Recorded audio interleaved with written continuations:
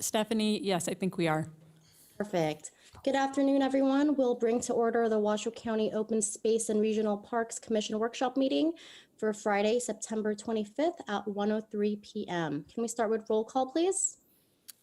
Stephanie Chen, Here. Jennifer Oliver, Here. Heidi Anderson, Here. Doug Doolittle, Here. Thomas Gwynn, Present. Darla Lee, Chris Nenzel, Here. Greg Shorts, and Kitty Jung is not here. We have a quorum. Perfect. Thank you. Commissioner Lee, do you mind leading us to the Pledge of Allegiance?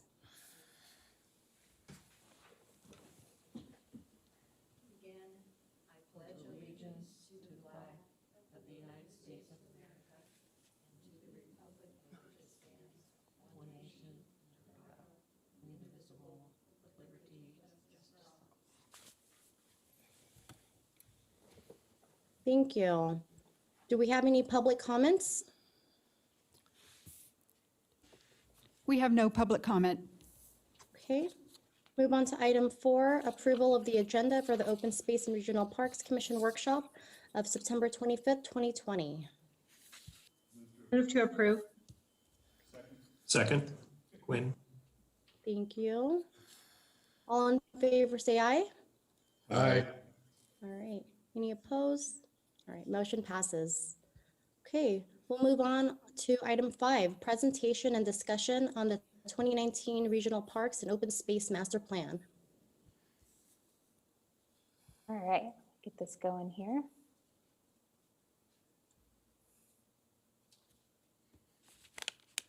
Everybody see?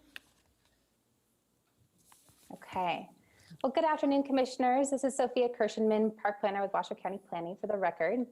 This presentation is on the 2019 Regional Parks and Open Space Master Plan. As some of you may remember, we did give a brief overview of the plan last year, but this is really sort of a high-level presentation for those of you who weren't present at that time. And then we're also going to dive deep on a couple of the topics that we didn't talk about last time. Specifically, I want to take a look at some of the survey data that was collected and was used to inform the development of the plan, and then also talk a little bit about plan implementation, just sort of where are we going from here. Okay, so what is the Park Master Plan? Well, it was obviously adopted in September of last year, and it does provide guidance and direction to the park program over the next 10 to 20 years. Some of the main topics that it covers are the history of the parks program, our current budget and facilities, obviously the surveys and the stakeholder meetings that led to the development of the plan. And then that data was really used to inform the overarching strategies and goals of the program moving forward. And then the plan goes into the planning areas. It kind of takes a closer dive and deeper look at some of our goals and strategies and the opportunities related to some of the specific areas or communities within the county. And then finally, plan implementation. So here's a nice timeline of sort of the history of the parks program. The park program has been around for almost 60 years. I certainly don't expect you to be able to read all of those little details down there at the bottom, but this is obviously in the plan. I think it is a fantastic reference to go back to. It's nice to sort of see holistically all the things that the program has been able to accomplish in a relatively short amount of time. And so this timeline shows when park master plans were adopted, when parks were constructed, when we acquired land, when park bond issues were passed by voters, and then also provide some budget information. So again, really pretty impressive what's been able to occur in just a small amount of time. Okay, and then in terms of current budget and facilities, this is something I'm gonna kind of gloss over today a little bit, and something I highlighted quite a bit in the last presentation. But I think we're all pretty much well aware at this point that it is difficult to serve a growing population with limited budget, staffing, and capacity. So I'm just gonna kind of do the high level here, and that's that we see over 4.9 million visitors a year, and we have just 40 full-time staff members who are entrusted with ensuring that those 4.9 million visitations are positive ones. Obviously, there was a big recession in 2008 when the budget was cut by half, and today our budget is still at just 65% of what it was pre-recession. In terms of facilities, we do operate 39 sort of community or neighborhood parks, 10 regional parks, and over 9,000 acres of open space. And I do just want to briefly mention some of the challenges in terms of open space management.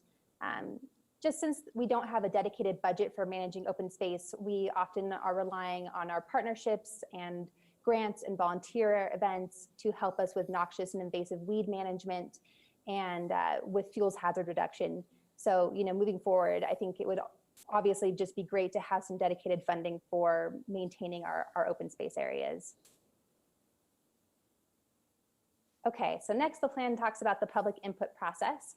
I mentioned that there were 2 stakeholder meetings in 2018 and an online survey that was conducted. I do want to kind of take a deeper dive and closer look at that data. So on the left here, we asked how far Washoe County residents are willing to travel for the facilities that they are most interested in using. And you can see that most of the survey respondents said that they are willing to travel 4 to 10 miles.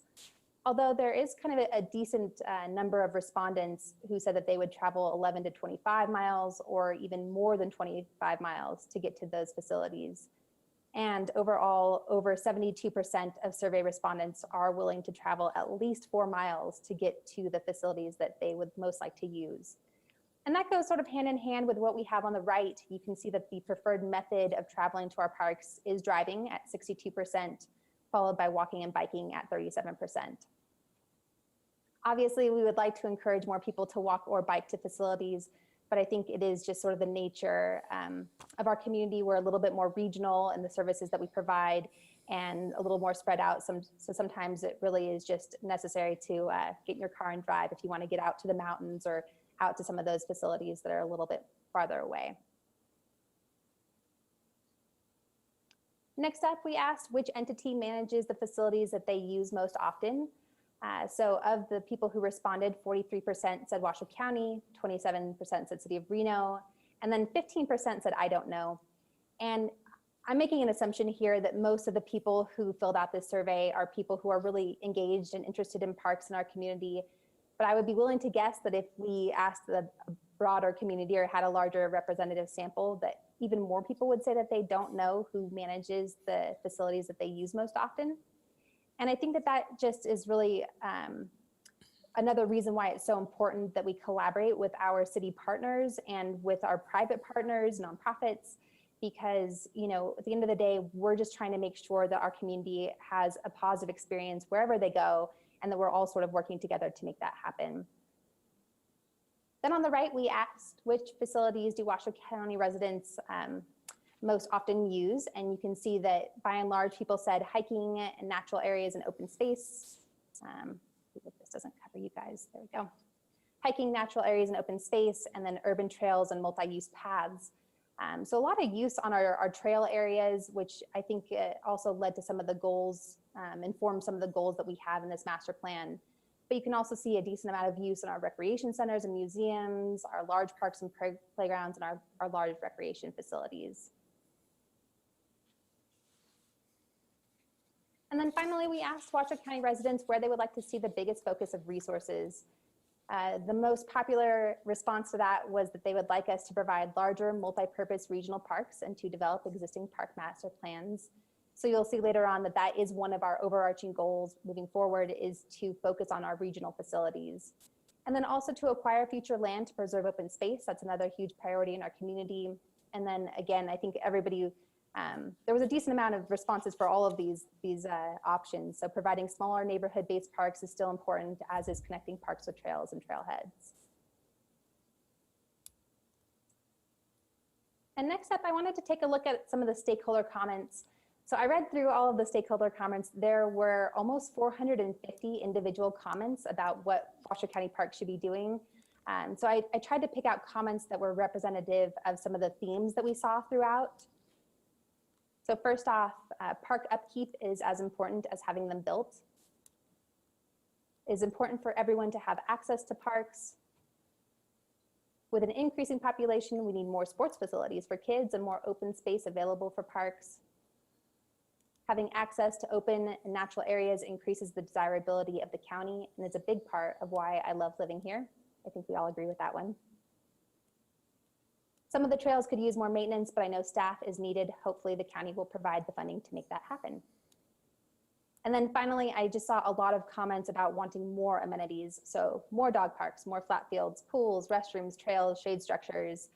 And of those that are listed down there, far and away, I saw more comments for dog parks than anything else. Dog parks in the south, dog parks in the north, people want them everywhere. So obviously that is a huge priority in our community right now. And I would say that that also, at least anecdotally, echoes the feedback that I receive pretty frequently from the community.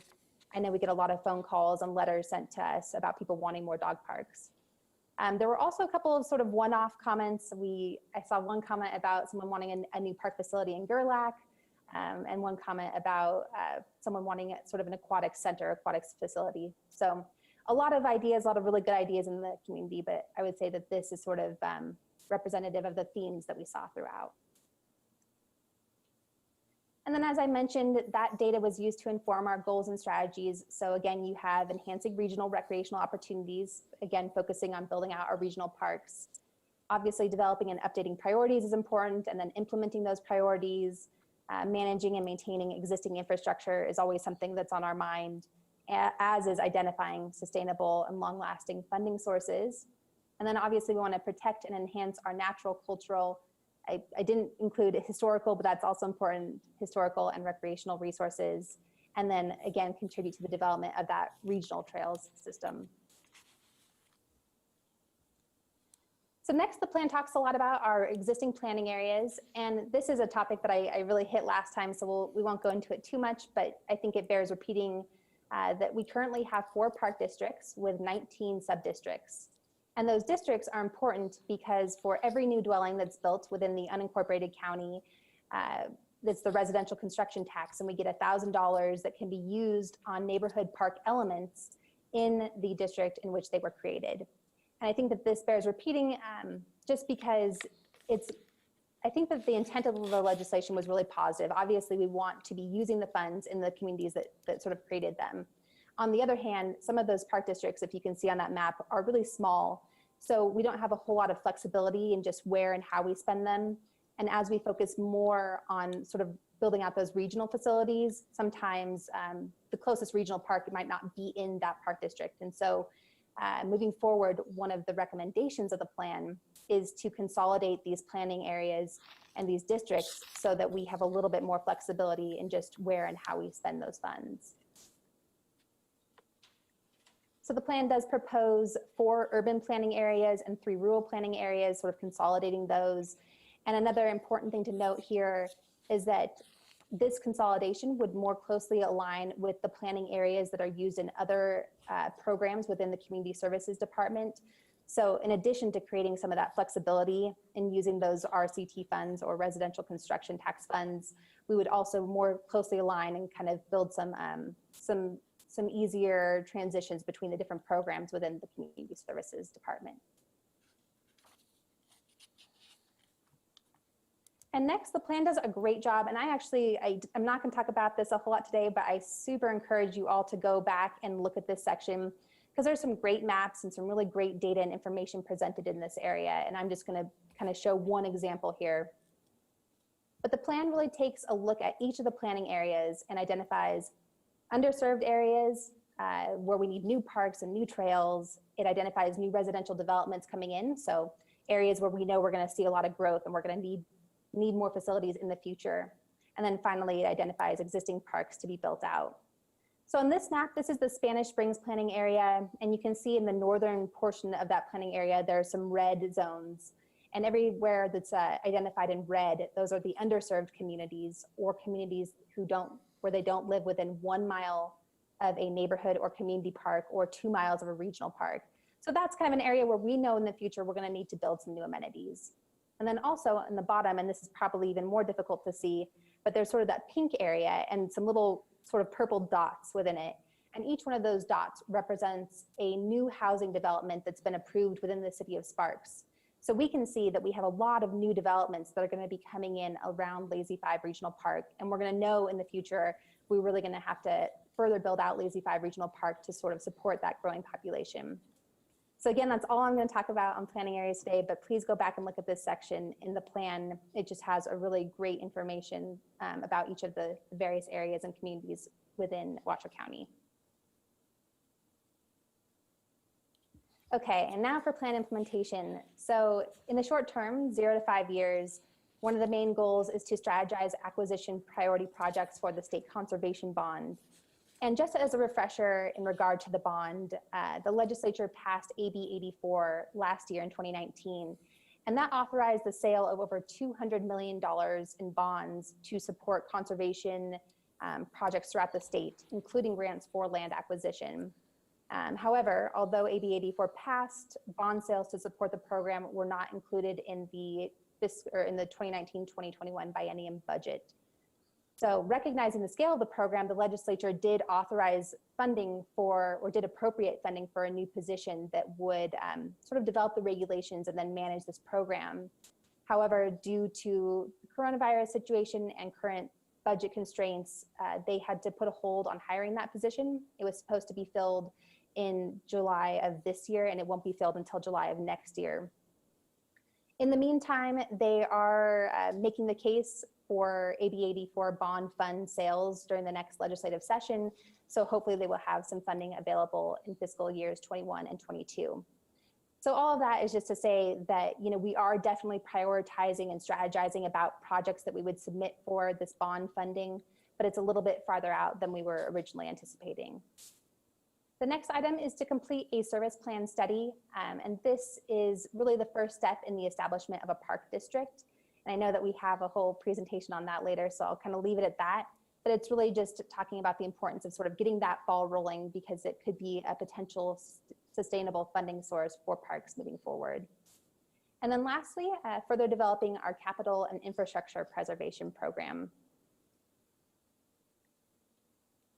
In the midterm, we are looking to develop facilities that generate revenue. So it's really helpful if we can find or make a case for building new facilities that can kind of offset some of those budget impacts. We also want to be educating policymakers about the benefits of funding recreation. And I think this is really where the park commissioners can come in as sort of those liaisons, kind of talking to our policymakers about the benefits of recreation, not just in terms of our health and well-being and the health and well-being of our community members, but also in terms of the economic benefits and the economic vitality that brings to our community. And then another aspect is to conduct a feasibility study for a regional park district. So again, moving the ball forward on that regional park district. And then finally, reconfiguring those residential construction tax districts that I talked about a minute ago. And I actually think, you know, some internal discussions with staff, we are interested in bringing that that concept, reconfiguring those RCT districts, back to the Park Commission in a shorter time frame to sort of get some input from you all about whether or not you think that's something that we should be moving forward on sooner rather than later. So keep an eye out for that. And then in the long term, we're looking to rebalance and distribute capital expenditures, foster partnerships, and target future legislative updates that support funding for our parks, trails, and open space areas. And so those are sort of the bigger long-term goals that we've got coming down. And with that, I would be happy to answer any questions that you might have about the data that was presented today or about the Park Master Plan. Thank you, Sophia, for the presentation. You did a great job summarizing the content of the master plan, so I appreciate that. I do have a question. So in regards to the plan implementation, when is progress documented, and is that information shared with us? So is there like a place that we can check the status, or do you guys bring that to us during future meetings? Yeah, I think that that's something that we would probably bring back to you in future meetings to talk more about. But we are kind of always, you know, documenting metrics. And in addition to those key plan implementation, you know, aspects that I mentioned, there were a lot of other recommendations in the plan just about building out, you know, regional parks and trails and that sort of thing. And so that's sort of ongoing and stuff that we try to bring to you as it's happening and as we find funding opportunities to sort of get your feedback on that. But that's definitely a topic that we can bring back to the Park Commission in the future. Thank you. I think Commissioner Doolittle has a question. Thank you. Yeah, thank you. I have a question. When do you plan, Sophia, bringing back the the districts for reconsideration on the areas that they will cover. Yeah, so we've been talking about that recently, and we're actually considering just bringing the concept to you all in the next couple of months, just to get some feedback on it and see what you think, and kind of have an action item on that about whether or not you think we should start sort of moving forward in that process. Okay, thank you.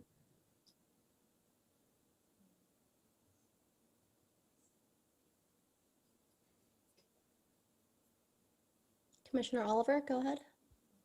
Thank you. One question, how many seasonal employees, I mean, I know it varies from year to year, but on average, how many seasonal employees are you bringing on over the summer months? That might be a question that I would defer to Colleen or Eric on. And I would say that the number that we cited there, the 40 full-time staff members, it's 40 full-time staff equivalents. So we kind of piece some positions together. So it kind of shows more of the big picture there. Okay. But Colleen, if you wanted to weigh in. Yeah, for the record, Colleen Wallace-Barnum, Park Operations Superintendent. We have the equivalent of 17 FTEs when we hire for our seasonal staff. And let me say that's in a normal year. I would say this 2020 year, we didn't hire our recreation division staff. So the majority of those seasonals were not hired. So it was significantly less this year. But, so that's roughly, it depends on how long it varies. Some people are only working 3 months. Some people are working up to 6 months. So I would say it's going to be in the range of about 60 to 70 seasonal staff. Okay. And that's on top of your 40 FTE regular? Correct. Ongoing. Yeah. Okay. And then I think now is a great opportunity because, one of your bullet points was making the case for the necessity of park funding. And due to the coronavirus, we have recognized that our parks and open space were kind of a lifeline for so many during this time. So I think that that's a key talking point for all of us as commissioners, as well as for staff going forward. So, but great report. Thank you, Sophia. Thank you. Appreciate it.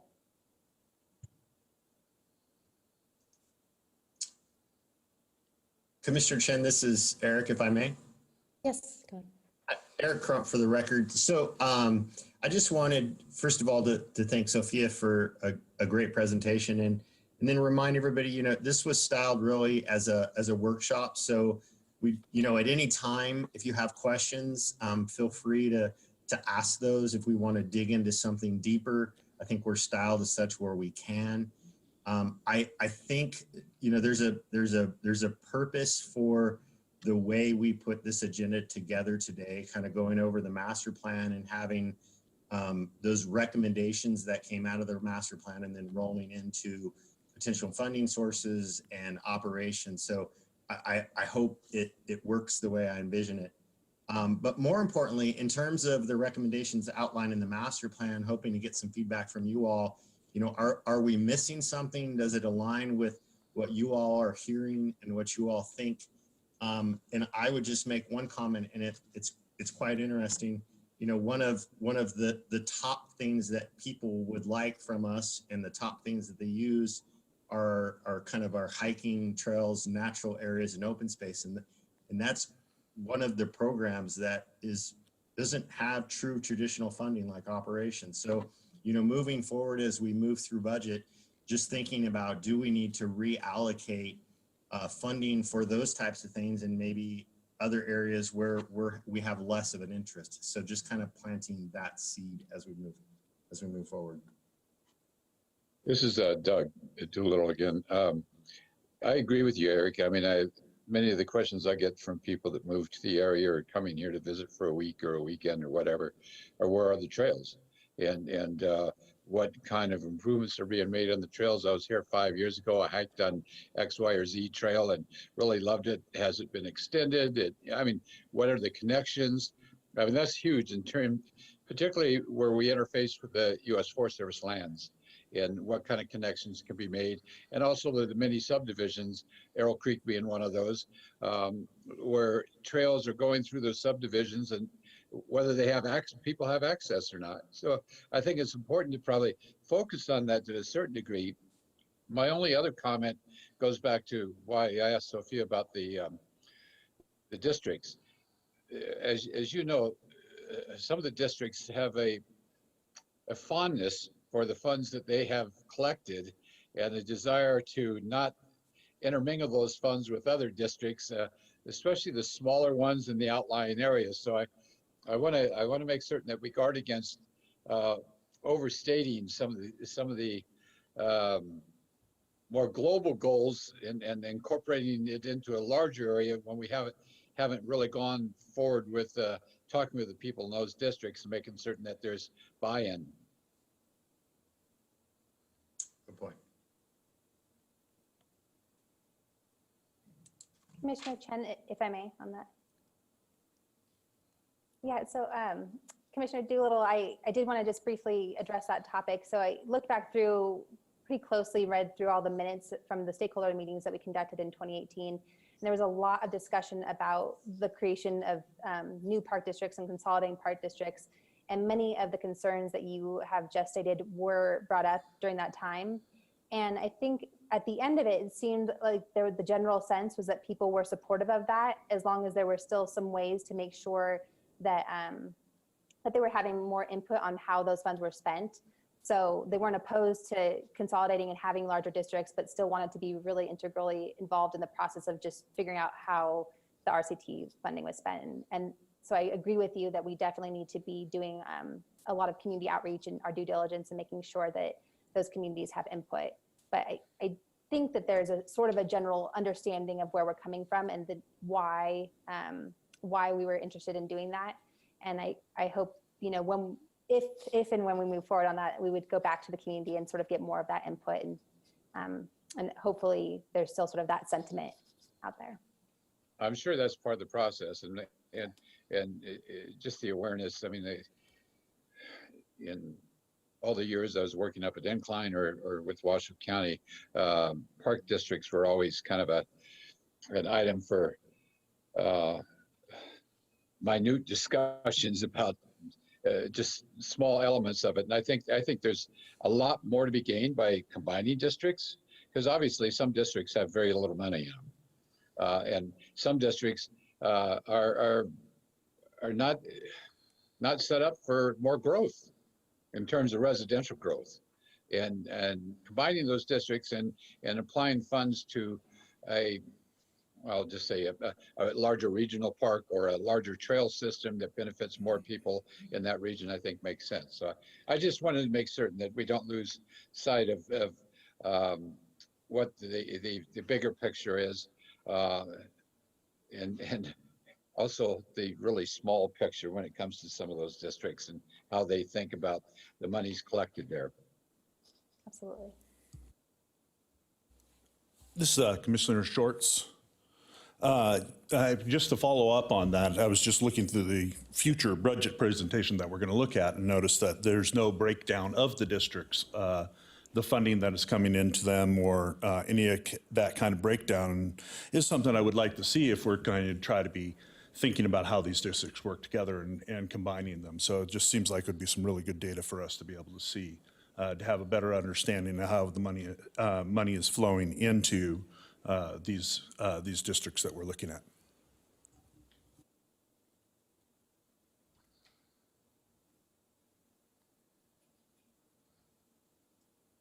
Any other questions for Sophia? Okay. Thank you again, Sophia, for that presentation. We'll go ahead and move on to item 6, presentation and discussion on past, current, and future grant funding opportunities related to park development and operations.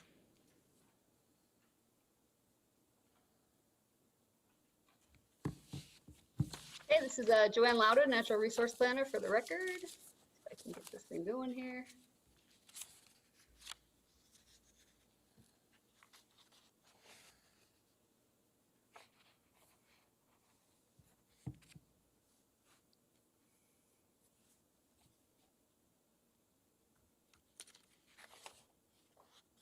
Okay, so I'm going to talk a little bit about grants today, and specifically grants that we use for the Park and Open Space Program. I think this ties really nicely into what Eric was talking about with the idea that we really don't have any dedicated funding in our budget for open space management. That means we don't have funding for things like trail maintenance or weed treatments or restoration projects. And so really, we're always looking for grant opportunities to fund those types of projects. So I'm going to start with kind of the grant funding sources. So grant funding can come from some different places. I would say a majority of our grants come from federal sources. There are a few that come from the state. There's some local sources that'll come from a city or county government or TUMWA. And then there's also foundation and nonprofit sources. So these are kind of the main sources that we're looking for funds from for these grants. And then I wanted to talk about a term called pass-through funding. And almost all of our grants are pass-throughs. And what that means is that there is an entity, we'll say like a federal entity, and they have funding.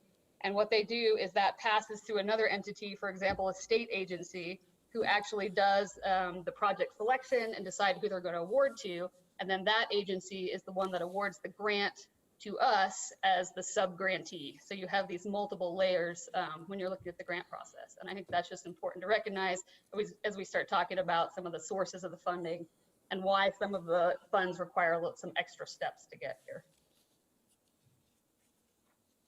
Okay, so while we're talking about federal grants, I just wanted to bring up some of the extra challenges associated with federal grants. One of the big ones is you have to comply with NEPA. And so what that means is for certain projects, we actually have to do site surveys. So we may be required to actually pay for cultural surveys, botanical, wildlife, and in some cases, we actually have to prepare an environmental assessment if we're not lucky enough to qualify for a categorical exclusion. And I just wanted to bring this up because it's definitely an extra cost and an extra step when we're applying for some of these grants.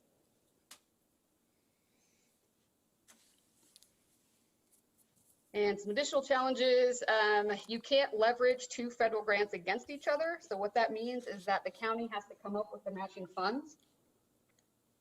There's some additional purchasing and contracting requirements on the federal grants. And in general, they require a lot more documentation and reporting.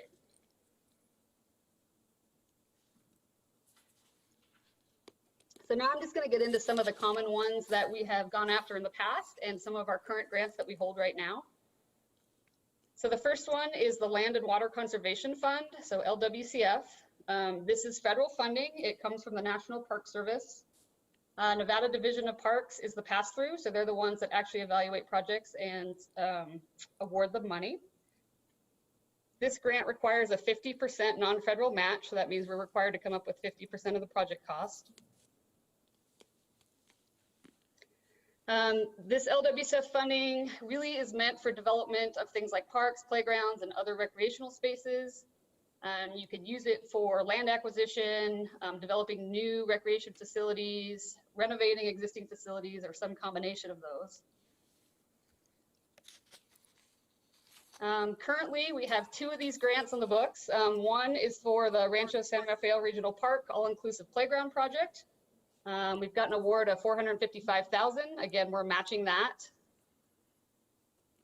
We're waiting on our final award paperwork, and we should see these funds in March of 2021. And this project will be for a playground renovation and some ADA improvements. And the other project that is currently funded by LWCF right now is the Riverbend Trailhead and River Access Path project. We're receiving $212,000 for that project, which we're also matching. This is another one that will be awarded in March, and this will be for a new trailhead parking lot, an access path, some bridge crossings, signage, and some site restoration. I just wanted to point out on these two that because it's a 50% match, we're able to do that with some leftover WC1 bond funds and some SQ1 bond funds. And if it weren't for that money, we wouldn't be able to come up with this match. So I just kind of want to point out as we're moving through these, like what some of these match sources are.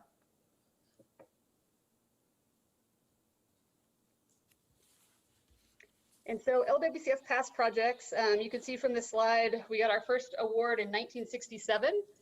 And over the years, we have been awarded $2.6 million that have gone toward park infrastructure, and this is huge. So this is one of our, I would say, probably most important sources for some of our larger park projects.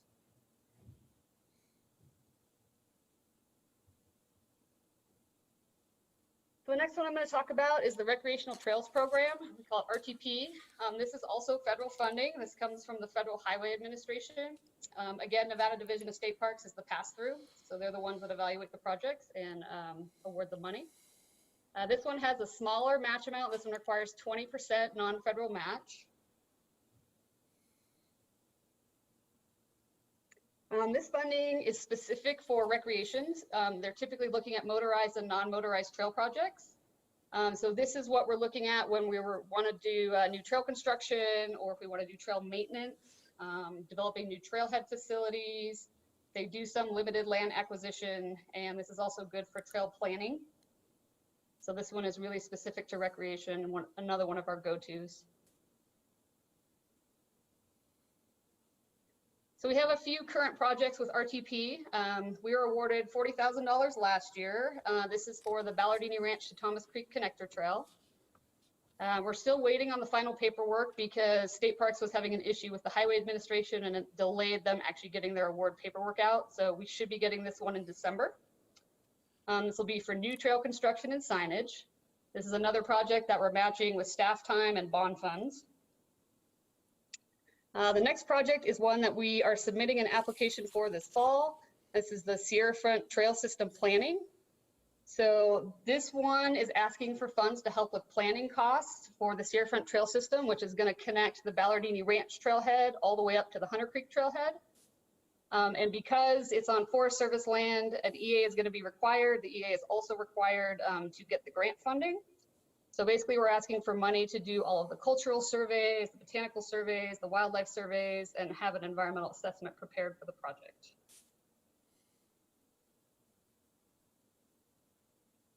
And the last one is trail maintenance and repair. We're asking for $62,000. This is another one that we are submitting this fall.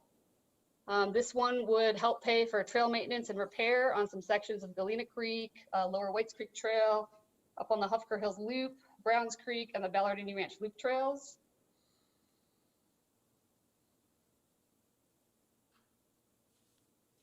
So I have kind of a short list of some of the past projects that were funded through RTP. I don't have a comprehensive list, but you can see just in this short time period, within 6 years, we got almost $670,000 out of RTP. And I would say this is one that we apply for every year with at least one project, if not multiple projects. I think this is probably one of the most important grants as far as allowing us to continue to do trail maintenance and to build new trails.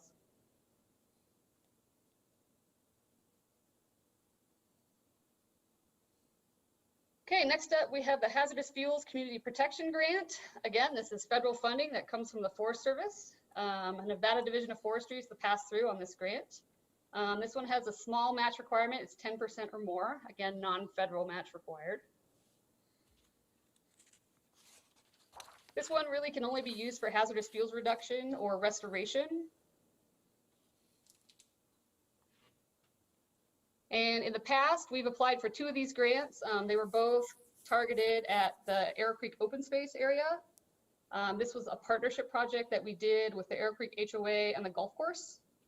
And it involved mastication in some of our open space areas and also some donated sheep grazing, which we are continuing to do. Let's see, the first grant was awarded in 2018, and we just completed the project this last year. We got $39,000. And then the one prior to that was awarded in 2014, completed the following year with an award of $24,000.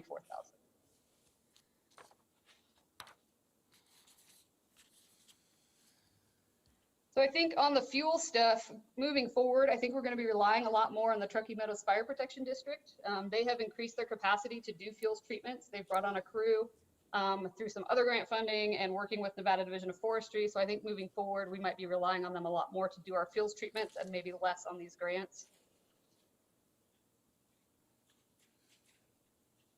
So next up, we have the Landscape Scale Restoration Grant. And this, again, federal funding that comes from the Forest Service. Nevada Division of Forestry is the pass-through. And this one requires a 50% match.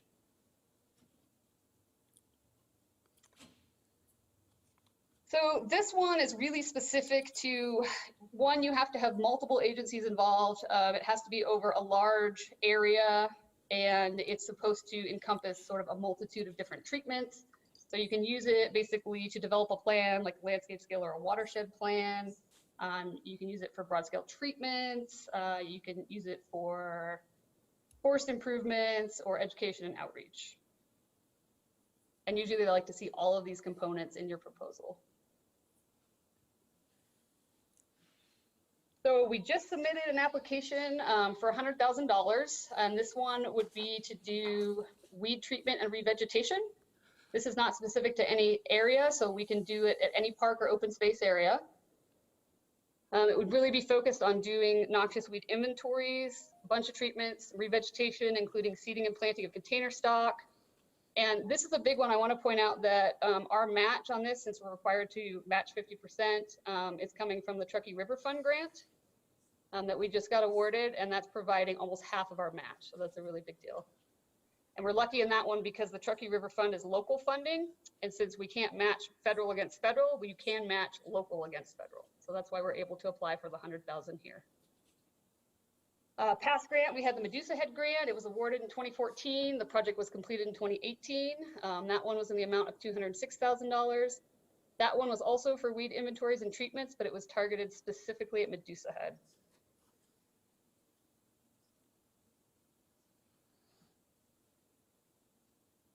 Next up, we have the Endow Hunter Education Program Shooting Range Grant.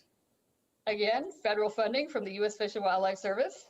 Nevada Department of Wildlife is the pass-through on this one, and it required a 25% non-federal match. So this one is really specific to shooting ranges. Really what they're trying to do is just improve their hunter education program. So everything is targeted at creating more facilities, increasing accessibility, doing facility improvements. So our current grant with them for $376,000, it was awarded this year, and it is for development of a master plan for the regional archery facility, and then also for some improvements to the regional shooting facility. Those will include road and drainage improvements, a classroom update, some berm work, etc. This one was really hard to match. Our non-federal match is being provided mostly through staff time, huge reliance on volunteer hours. We're using a little bit of IP money and a medium equipment purchase.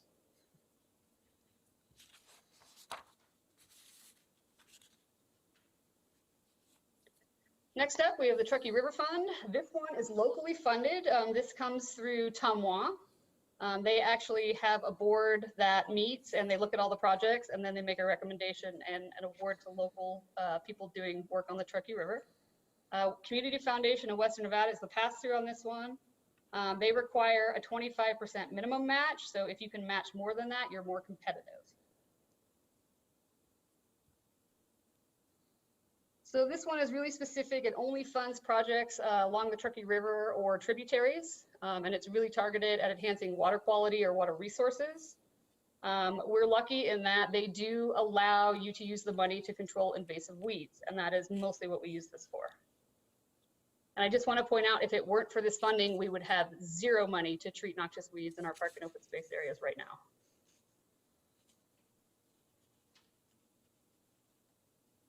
So current grants, we just got awarded TRF number 240. Again, this is for Truckee River Park and open space weed treatments, amount of $45,000, and this is good for 2 years. It'll be used to continue noxious weed inventories, do some weed treatments, and do revegetation. On these grants, we exclusively match through staff time and volunteer hours, and it takes a lot of volunteer hours, so we put a heavy, heavy emphasis on that.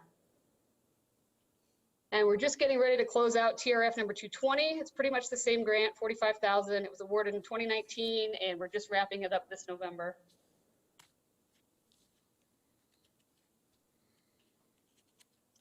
Okay, I'm just gonna mention some other foundation grants.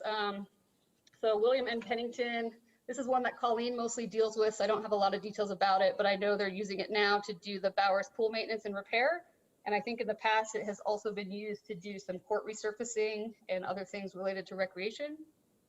There's also the Wilbur D. May Foundation. These funds mainly go to the Arboretum and the museum at Rancho.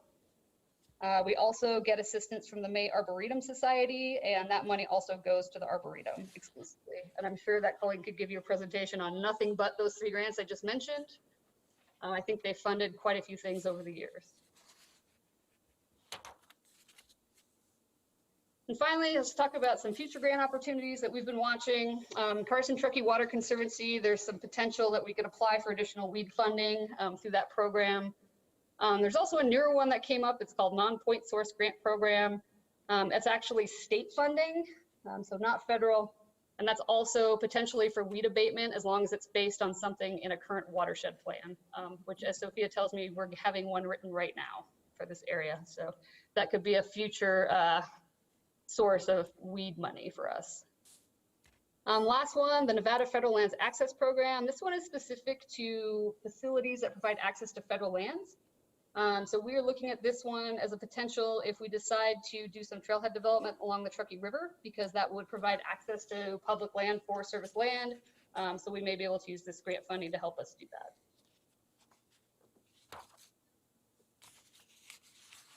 And that's the end. Any questions? Thank you, Joanne, for breaking down the grant funding sources supporting parks. That was really informational for me.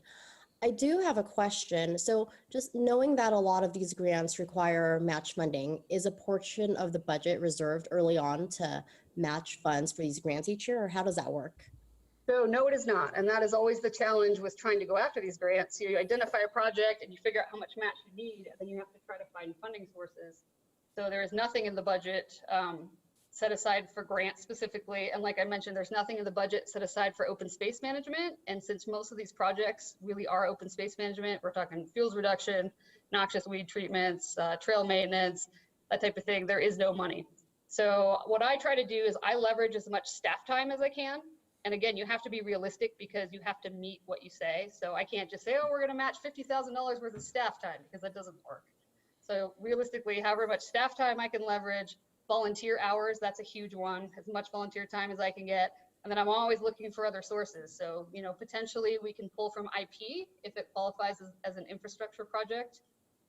Occasionally, like if we have leftover bond funding like WC1 or SQ1, we can use that as match, which has been really, really helpful. However, I will say that those 2 pots of money are going away, and that after this year, we're going to be out. So I don't know where we're going to find this future funding, and it is a really big concern. No, thank you. Stephanie, I have a question. Doug Doolittle. I didn't notice that you had anything or any mention of Robert Z. Hawkins Foundation. Are you still getting any grant funding from them? I'm going to defer that one to Colleen. I'm not familiar with that one. For the record, Colleen Wallace-Barnum, Park Operations Superintendent. We have not received any additional grant monies from them in the past 2 years. A lot of times it's very project specific. Usually at the end of a season, we have a list of improvement projects or needs that we try to create and work with the foundation, but that hasn't happened in the last 2 years. But in previous years, thank you for mentioning that one. They have supported us and supported that facility, and they're always very generous in that support. So just another wonderful foundation that that really supports that particular facility. Okay, thanks. A very nice presentation, Joanne.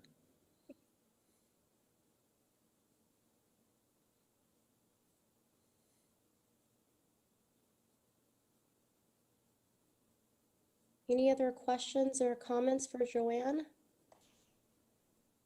I do have one question, or just any clarification or confirmation that essentially the main general fund burden that falls on the regional parks is maintenance, correct?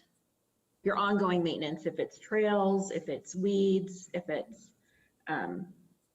fuels, anything like that, and that you're trying to complement with the grants for ongoing operation. I think the best way I can answer that, and then I may defer this to Colleen or Eric, but from my perspective, a lot of what I'm working on is in open space. And we really don't have anything built into the maintenance budget for parks to cover open space. And so, you know, it may cover noxious weed treatments in a landscaped area, but it's not going to cover noxious weed treatments, you know, in the 100 acres that's outside of that area. And so that's kind of where these grants are really key, and where, you know, I'm kind of saying we really don't have anything in the budget to cover those areas. And again, most of our trails are occurring outside of, you know, a maintained area necessarily. They're out in the open space. And so that's again where these grants come in, as far as trying to find money to actually do some of these projects. Right, which you need to do. And so I guess where I'm going is to kind of identify what these high level priorities are for the department. Is, you know, from past presentations, I know that we are able to pretty much get funding to get the new shiny object. It's that ongoing maintenance. And, you know, that's leveraged, that's utilized through general fund. And, you know, I know that you get some support through like HOAs in order to kind of, you know, some of them say, well, we'll maintain this neighborhood park or whatever. So when you're looking at kind of those overall priorities for the department, you have your ongoing maintenance, you have your open space management, which is huge because that involves the weeds, and involves the trail building, the maintenance of those, your fuels abatement, and all the restoration. I mean, I'm starting to kind of, I mean, I've been on the board, this is like a year and a half now, and I'm just starting to kind of be able to compile all of this together. So this was very helpful. I appreciate having it all broken down with what's being funded, because when I'm looking at the budget, I can see it a little differently. And am I on the right track with what those priorities are? I'll defer that to, Eric. So yeah, this is Eric for the record. Yeah, I think, and we could and probably will, as we roll further into the budget cycle, start talking about some of those priorities. The ones you talked about are certainly our priorities. I think we can probably dig into them to determine what's higher, but you're generally right. So Colleen's about to do a presentation on our operations and maintenance budget, and that primarily provides, you know, operational dollars and maintenance dollars for those areas, those developed parklands that everybody is familiar with. So all of the stuff that Joanna works on is primarily our open space. And so the way we've been able to manage and maintain our open space is primarily through grant funding. You know, sometimes sustainable and sometimes not. So I guess by definition, it's not. So you know, that's really the discussion we'd all like to have moving forward is that a higher priority? Because that's what you said earlier, is that you know, that's what you're hearing from the public, is that we want these trails and we want this. I mean, connectivity from our regional parks to this open space, I mean, it ties in for the most part. You know, we have some minor exceptions, but I see that as our biggest asset. And so this is very helpful to give me that perspective. So thank you. This is am I on? I think I am. This is Doug again. You know, it's always been great. People move in the community, people living in the community for a long time, whatever, always want the shiny and new. But keeping the shiny and new, always shiny and new, is the big challenge. It's always been the big challenge. And it doesn't, it's not just specific to Washoe County. It's every park district and park department in the country deals with that ongoing maintenance. And the infrastructure preservation is huge. And keeping that, the infrastructure, I mean, it's just down to parking lots and roads.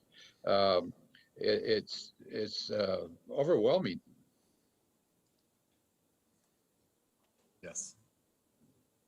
Yeah, it certainly can be. And thank you for bringing that up, Doug. For the record, Colleen, Park Operations Superintendent. I just finished a virtual Parks and Recreation Summit with park directors from all over the nation. And I can promise you that we are all struggling with the same issues. and then COVID on top of that, right? So, so in some ways, right, it's commiserating, but it's also just recognizing that these are ongoing problems for every park agency throughout the nation. So we're not alone, and there's a lot of really creative ways to find some alternative sources and maybe some good partnerships. So is there anything else, Joanne and Sophia? Excellent presentations. I'm happy to begin my budget presentation. And I'm hoping that I broke it down in a fashion that's understandable. And I would really encourage dialogue back and forth. So certainly if anybody has questions or something seems confusing, you know, I've been working in the budget now for 22 years and I still have lots of questions. So thank goodness for our fiscal compliance officers and budget folks that help us navigate through some of that. But anything else from Joanne or the grant funding? I just want to make sure I wasn't providing enough time for everybody's questions. I do have one thing, this Commissioner Shorts. I noticed that in the hazardous fuel treatments area, we just have the programs up in Arrow Creek. Do we have other areas within the parks that are we're planning to do more of that, or is that all going to be through whatever Truckee Meadows Fire decides to do? Because I've noticed we're concentrating. Yes, Arrow Creek is a very hazardous area, being so close, but we have a lot of other areas I would think that'd be equally as in need of work. So, are we planning? Yeah, I can answer that. So we've been working really closely with Truckee Meadows Fire Protection District and also Nevada Division of Forestry, and they have been doing quite a lot of fuels reduction treatments for us in our park and open space areas. Recently, they just finished up in Galena Creek. They've been doing a lot of work up there. Truckee Meadows is going to do some work in our Rolling Hills parcel this fall. So really, we're just trying to work with those two entities to try to see how much work we can get done as it's needed. And I think moving forward, Truckee Meadows is going to have a lot more capacity to do fuels reduction. They just brought on a full crew to do nothing but that. So I think moving forward, we'll be relying on them a lot more to get that work done. Thank you. That is very timely these days. And also, they have done some fuels reduction projects at Hidden Valley and Crystal Peak Park. So we have done some non-forested, well, I guess Crystal's kind of forested, but non-traditionally forested parks, some areas where we needed fuels hazard reduction. So, and usually it's adjacent to where we come up against subdivisions, housing subdivisions. So. Thank you. And I'll just chime in one more thing. This is Sophia Kirschman for the record. We did just issue in the Nevada Division of Forestry a couple of rights of entry, and they're also going to be doing some fuels hazard reduction at Davis Creek Regional Park. And then they also got sort of a blanket right of entry for all of our open space areas because they have a lot of different just open space parcels that they're eyeing for fuels hazard reduction. So I think it's pretty broad that they're doing work all across the county, or the Truckee Meadows anyway. All right, thanks, Sophia. I'm going to get started on my budget presentation. So give me a moment here to share my screen.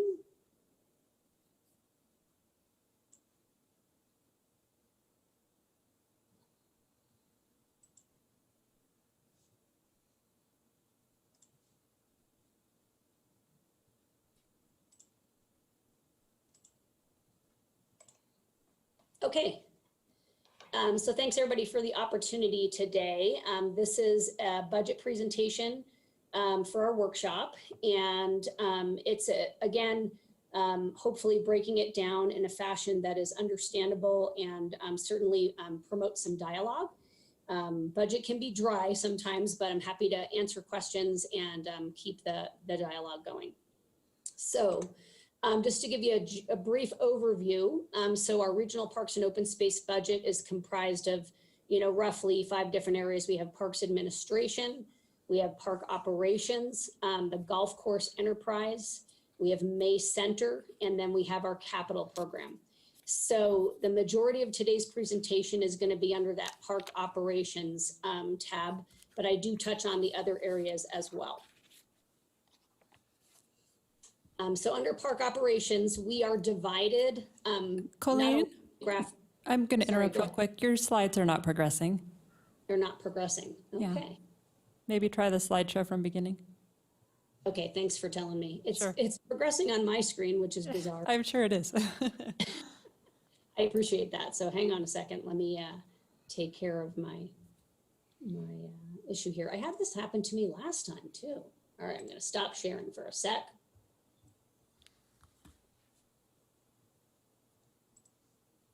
I might be sharing the wrong screen. That's probably what it is. Okay.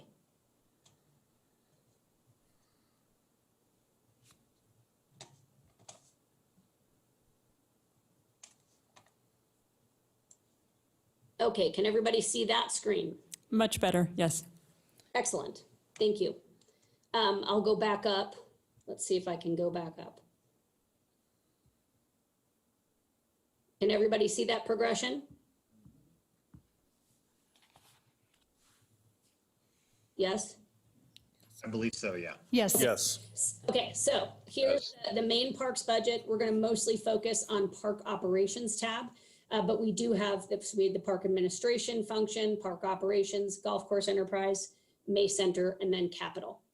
So under park operations, we are divided in our budget, much like we are geographically. So we have a north region and a south region. And then we have the park infrastructure fund that supports all of those functions. In the north region, we have the Peavine and Para districts, and then we have north maintenance that supports those. And then in the south region, we have the Mount Rose and Truckee River districts, and we have the central and south maintenance functions that support that. So just overall, so our park budget is $6.7 million. And we do have, I wanted to show you the revenue versus expenditures, because we obviously have more expenditures than revenue, but we do have a revenue offset roughly 10%. This is for FY21. It's slightly lower than some previous years based on what we anticipate will be a reduced revenue from having to be shut down from COVID and not earning revenue for several of our facilities. And then the graph to the right shows our expenditures. So you can see that 57% is basically on salaries and wages and employee benefits. And that is for full-time employees. That does not include any of our pooled positions, which are our seasonal budget. So Colleen, can I interrupt you? yes. I'm just very impressed with that, because that's especially for a government agency to have that percentage, because usually salary and benefits are usually pretty high, but anyways, I just wanted to say that that's pretty impressive. Thank you. With what you all do. Thank you. Yeah, I feel like it's a lot of money, and then I start drilling down the budget and I'm like, wow, where's that all that? It goes far. But clearly the county, being an employee of the county, they do a great job. The human resource is the #1 resource that's managing our parks. That is truly what's doing it. And then 42% or 3.2 million is then in what we consider services and supplies. So I'm going to drill down into some of those services and supplies, because I think it's worth just kind of showing you some of those things. And then there is a small portion, that yellow piece of the pie is 110,000. That is actually our medium equipment budget.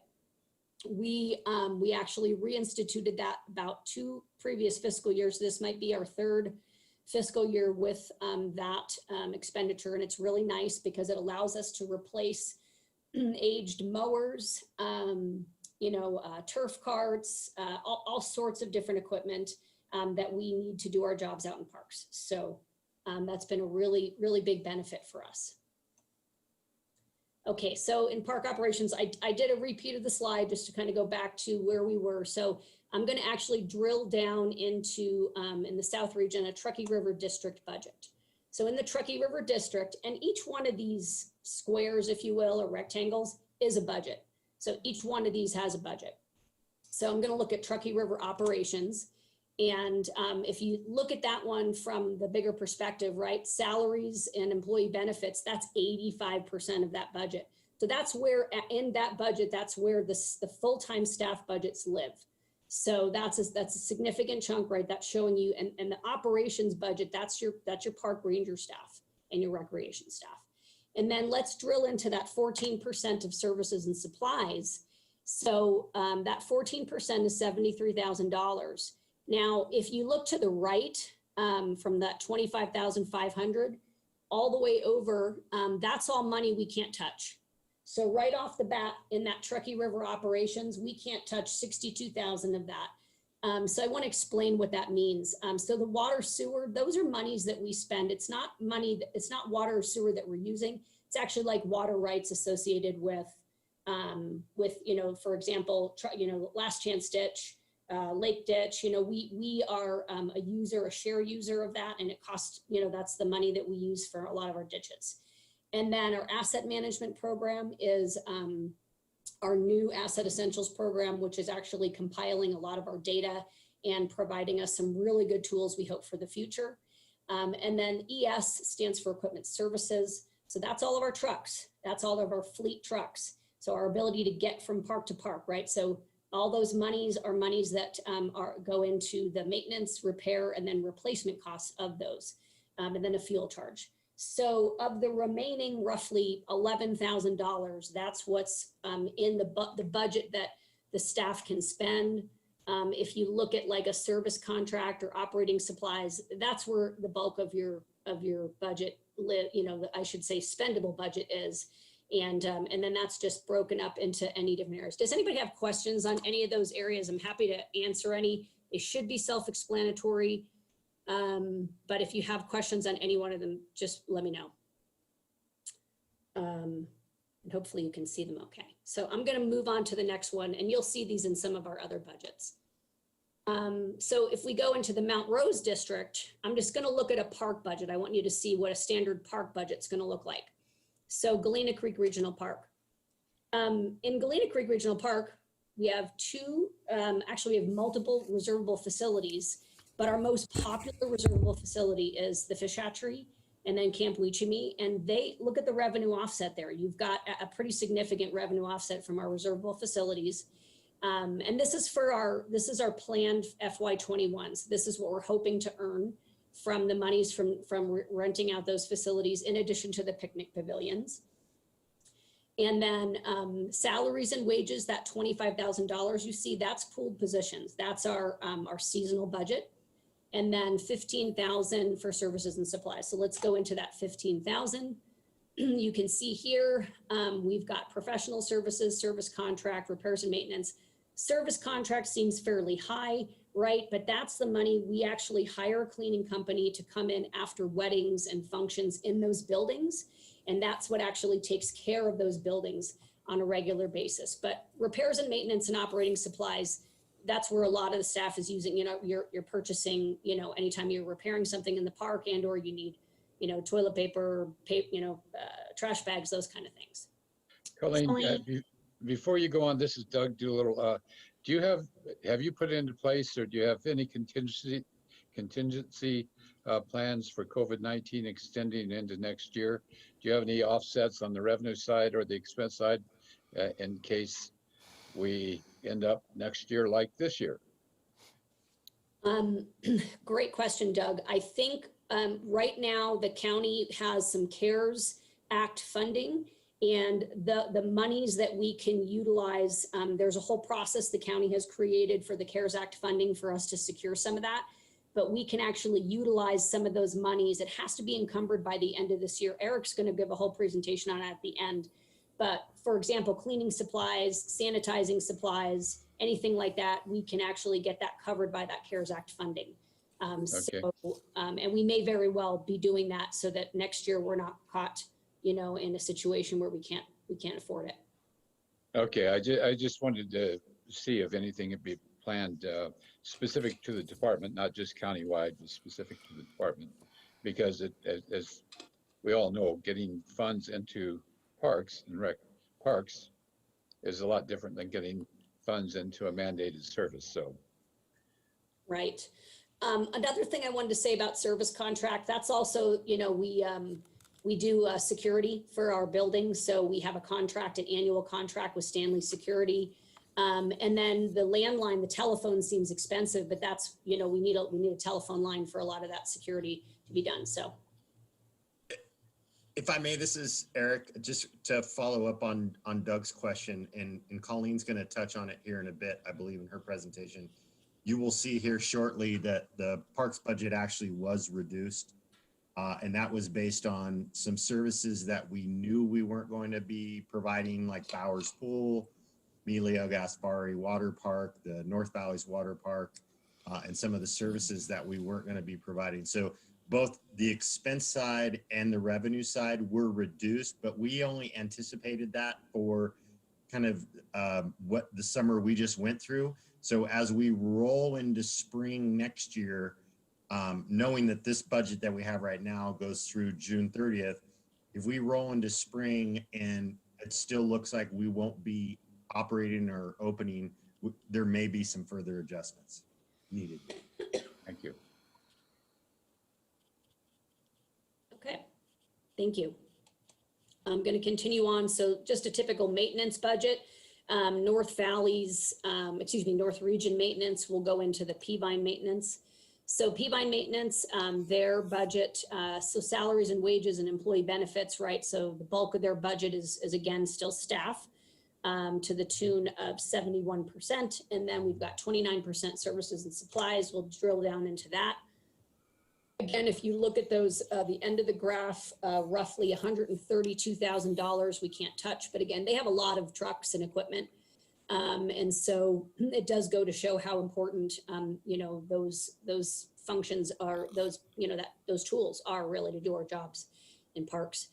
So the remaining monies you can see in maintenance, no surprise, right? We've got irrigation supplies, horticultural supplies, tree program.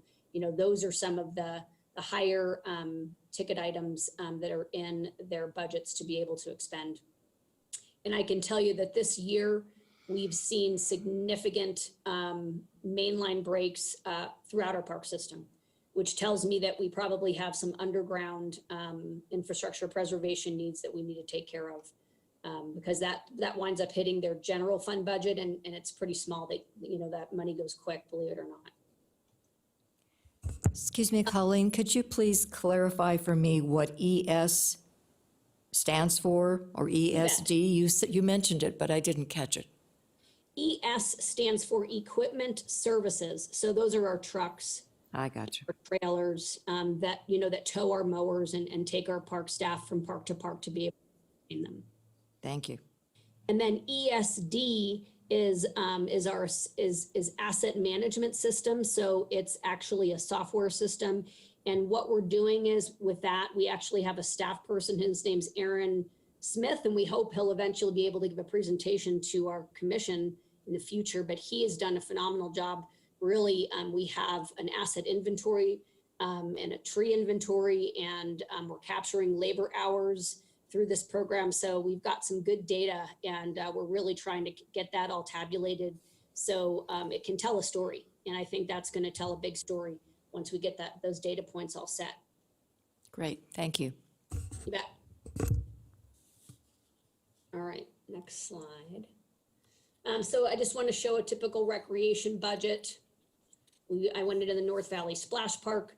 So the revenue, this is pretty close to being neutral, earning enough revenue to offset the other costs. The 28% of salaries and wages, again, is your seasonal staff, and then 24% of your budget is right here, their services and supplies. So repairs and maintenance, obviously in a pool or an aquatics facility, chemical supplies are important. And then food purchases, that $9,000, that has a revenue offset. So when you do concessions and you sell that food, you're actually earning that money back. So you could put more money into that budget, and then in theory, you're going to get that money back through your revenue. So again, our numbers were different, Sophia, but it's okay. We'll get that figured out. So open space and trails. I wanted to just recognize again the work that Joanne does, because it's no small task to go out for all of those grants. She's been incredibly successful so far to really help manage our open space areas through noxious weed abatement, right, fuels hazard reduction, trail construction and maintenance. And then something we really don't manage on a holistic level, because we don't have a urban forestry program, but we do have 17,000 trees. That does not include the arboretum in our parks. So we manage those trees out of our park maintenance budgets, parks maintenance and operations. And then the non-general fund operations, right? The golf course course enterprise fund. That includes all 3 golf courses, Sierra Sage, Washoe Golf, and Wild Creek. And then other restricted funds, meaning the monies can't get spent elsewhere, is we have dedicated funds for the Arboretum and the museum, which Joanne touched upon, are supported both by the Arboretum is supported by both the foundation as well as the May Arboretum Society, and the museum is supported by the foundation.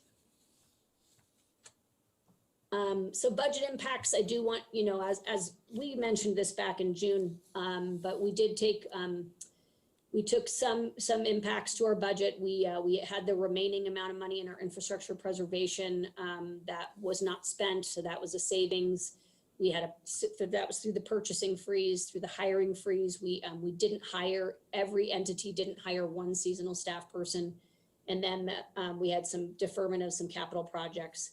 And then in FY21, we did see some of the budgets impacted. So roughly about 80,000 to the seasonal budget, the infrastructure preservation budget about 30,000.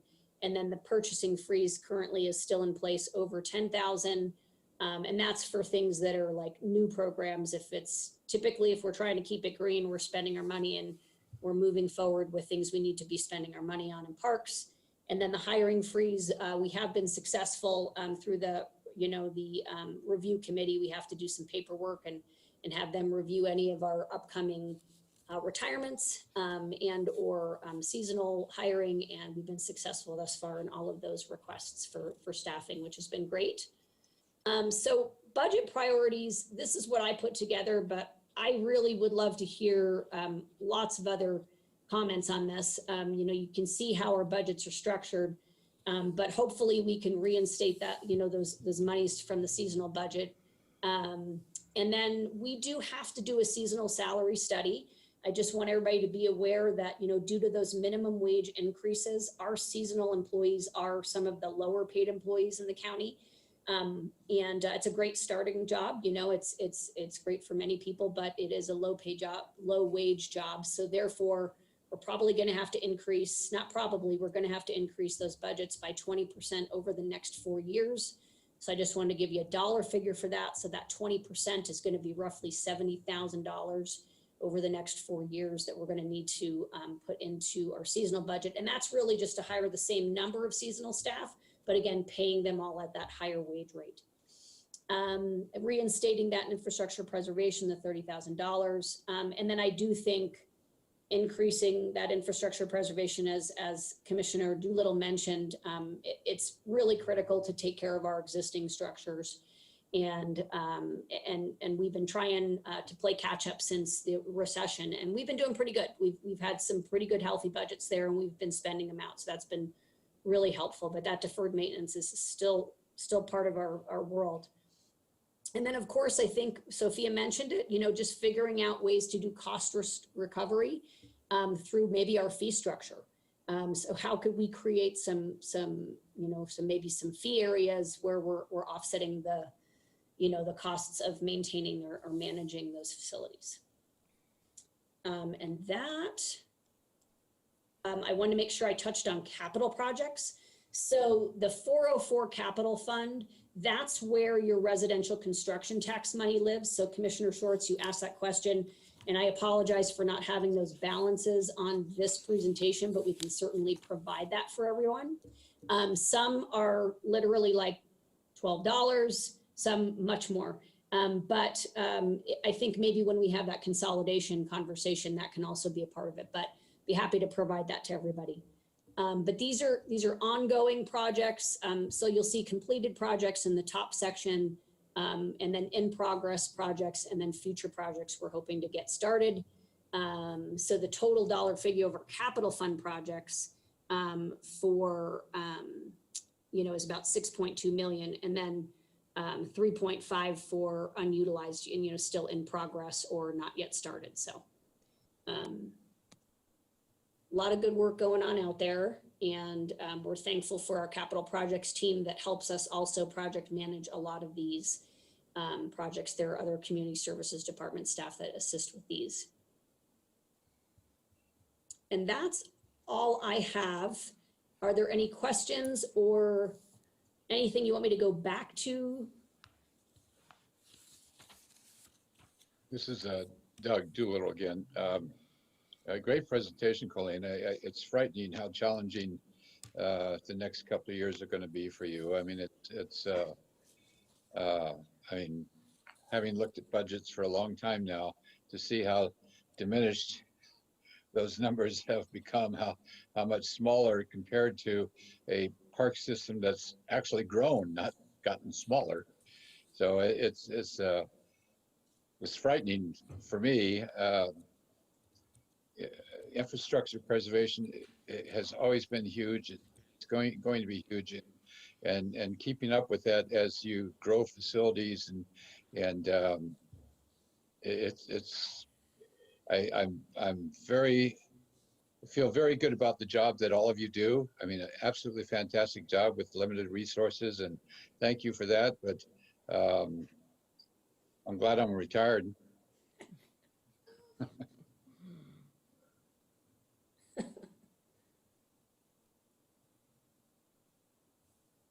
Yes, thank you, Colleen. I just, again, echoing Doug, great presentation. And I think I really appreciate you breaking it down and going into detail with the various budgets.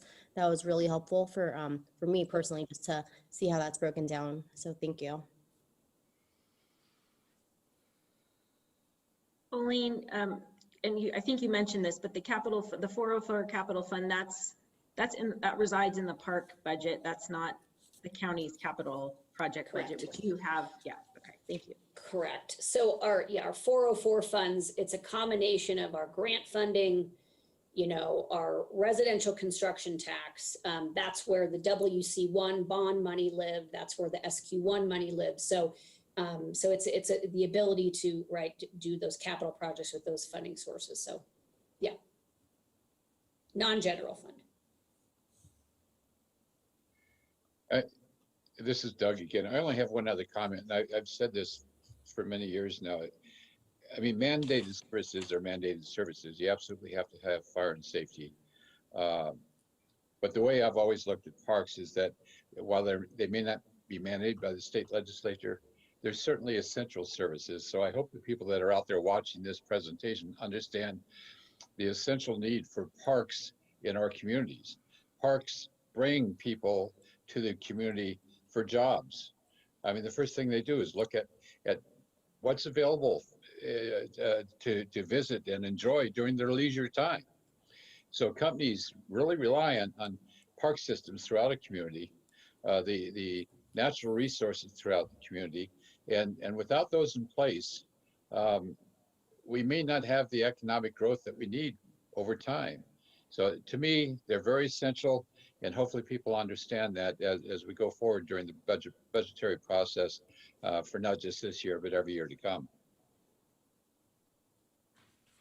Commissioner Doolittle, this is Dave Solero, and for the rest of the commissioners as well. I think one of the things you can see, especially when Colleen put up the slide that talked about the overall budget, one thing we've got to realize is I believe that this community does value our parks. This commission, I believe, values them as well for all of those reasons you said. If you looked at that, the revenue of 10% of the budget versus the expenditures is one of those areas where at least we are not an enterprise fund where we've got to figure out how to pay for all of those things. They've taken and really dedicated property tax to that specific thing because it is very important to our community. And so appreciate that, and that's something that we definitely keep in our minds moving forward. Certainly, our employees are very important as we look forward to moving into the future because, as Colleen mentioned, they're the ones upkeeping that asset that's out there right now, and we've got an awful lot of money tied up in our park assets, from trees to irrigation systems to playgrounds to to turf, all of those things. And so, first it's the employees, second it's the infrastructure, at least in my mind, kind of those are the pieces. And then third is everything else that we can afford out of that master plan. That master plan is really our book to be moving forward. So I appreciate all the comments that we're getting today. Thank you very much.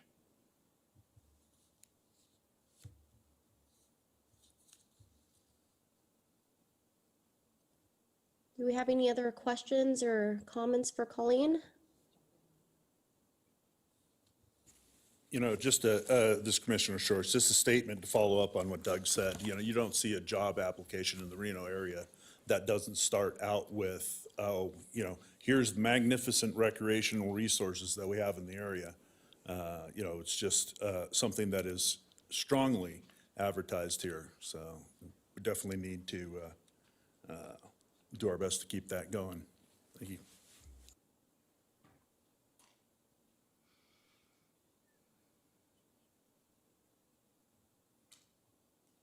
Okay, I think we're ready for item 8. Or sorry, yeah, item 8. Presentation and discussion on Nevada Parks, Trails, and Open Space District Act. This is Eric Crump for the record. So this next item is a presentation on the Nevada Parks, Trails, and Open Space District Act. And I'm proud to say we have 2 former park directors, both Karen Mullen and Julie Conway, and they're kind of our subject matter experts. They were instrumental in getting this legislation passed. And so thank you, Julie and Karen, for agreeing to provide us a presentation today. Thank you. Thank you. We're really, really happy to be here, and we're very happy that you invited us to do this presentation. And again, my name is Julie Conway, for those of you whom I've not met. And I've got over 25, 30 years of experience being a Parks and Recreation Director, mostly in the municipal setting. However, I did work for Washoe County back in the 80s in planning and recreation. So I'm part of the county and have been for years. And I most recently worked for the city of Reno as their director, and retired in 2015, and currently do consulting work in Parks and Recreation throughout the Western United States with a company known as Citygate. So I'll stop there and let Karen introduce herself. Well, thanks. I wanted to just echo Karen Mullen for the record, but I wanted to echo some of the comments Doug and Dave Solero and others have made. And I, as a prior director for Washoe County, I retired in 2006 when the budgets were beginning to drop there. And the staff just does an incredible job. And I, quite frankly, don't know how they do it. And I think that's what kind of spurred Julie and I and others into discussions on what can we do to help in the future, because obviously it would be a long road to recovery. And now we've had COVID on top of it, and we get it. It's even a longer road, and probably we need to figure out how to fill some gaps. Park districts aren't meant to be to supplant any existing funding. You can't double dip, so to speak. And what we really want to look at is, hopefully with you, is the gap that you are currently experiencing between what you can do now and maybe what you could do with the park district. And we look at it more, Julie and I've been talking, it's to use the sort of COVID language, it flattens the curve and kind of helps you maybe reduce some of that deficit that you have going on. So we'll pull up the PowerPoint right now, and hold on, give us a minute.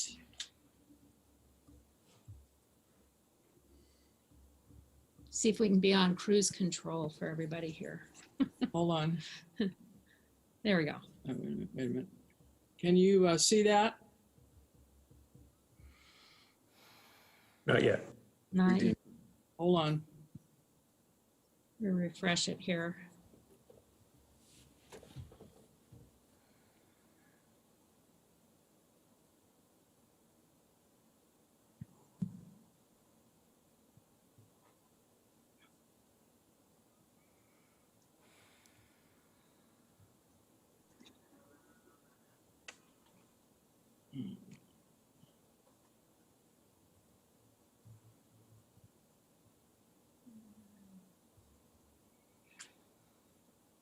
Okay, go ahead and start maybe. This is Eric. Julie and Karen, I can probably bring it up and share my screen. That would be great. How about that? Can you see it now? You got There it? you go. All right, perfect. Okay, All righty. As you obviously can see through the budget presentations you've just gone through, there's a widening gap between the demand in recreation and the funding, whether it be the demand from just purely existing visitor services or whether it's the demand for new services. And there, as we all know, is a continued population growth here in Washoe County. And we're going to be always chasing our tail with the lack of, to gain on any new facilities when we can't afford to operate and maintain them. And that's been the mantra since probably 2008, I would say. So we also know that our facilities are deteriorating. And by the way, not all these pictures are Washoe County pictures. The courts are City of Reno's. And so when we look at this picture, we're looking at it from the larger perspective of not just Washoe County, but the cities as well.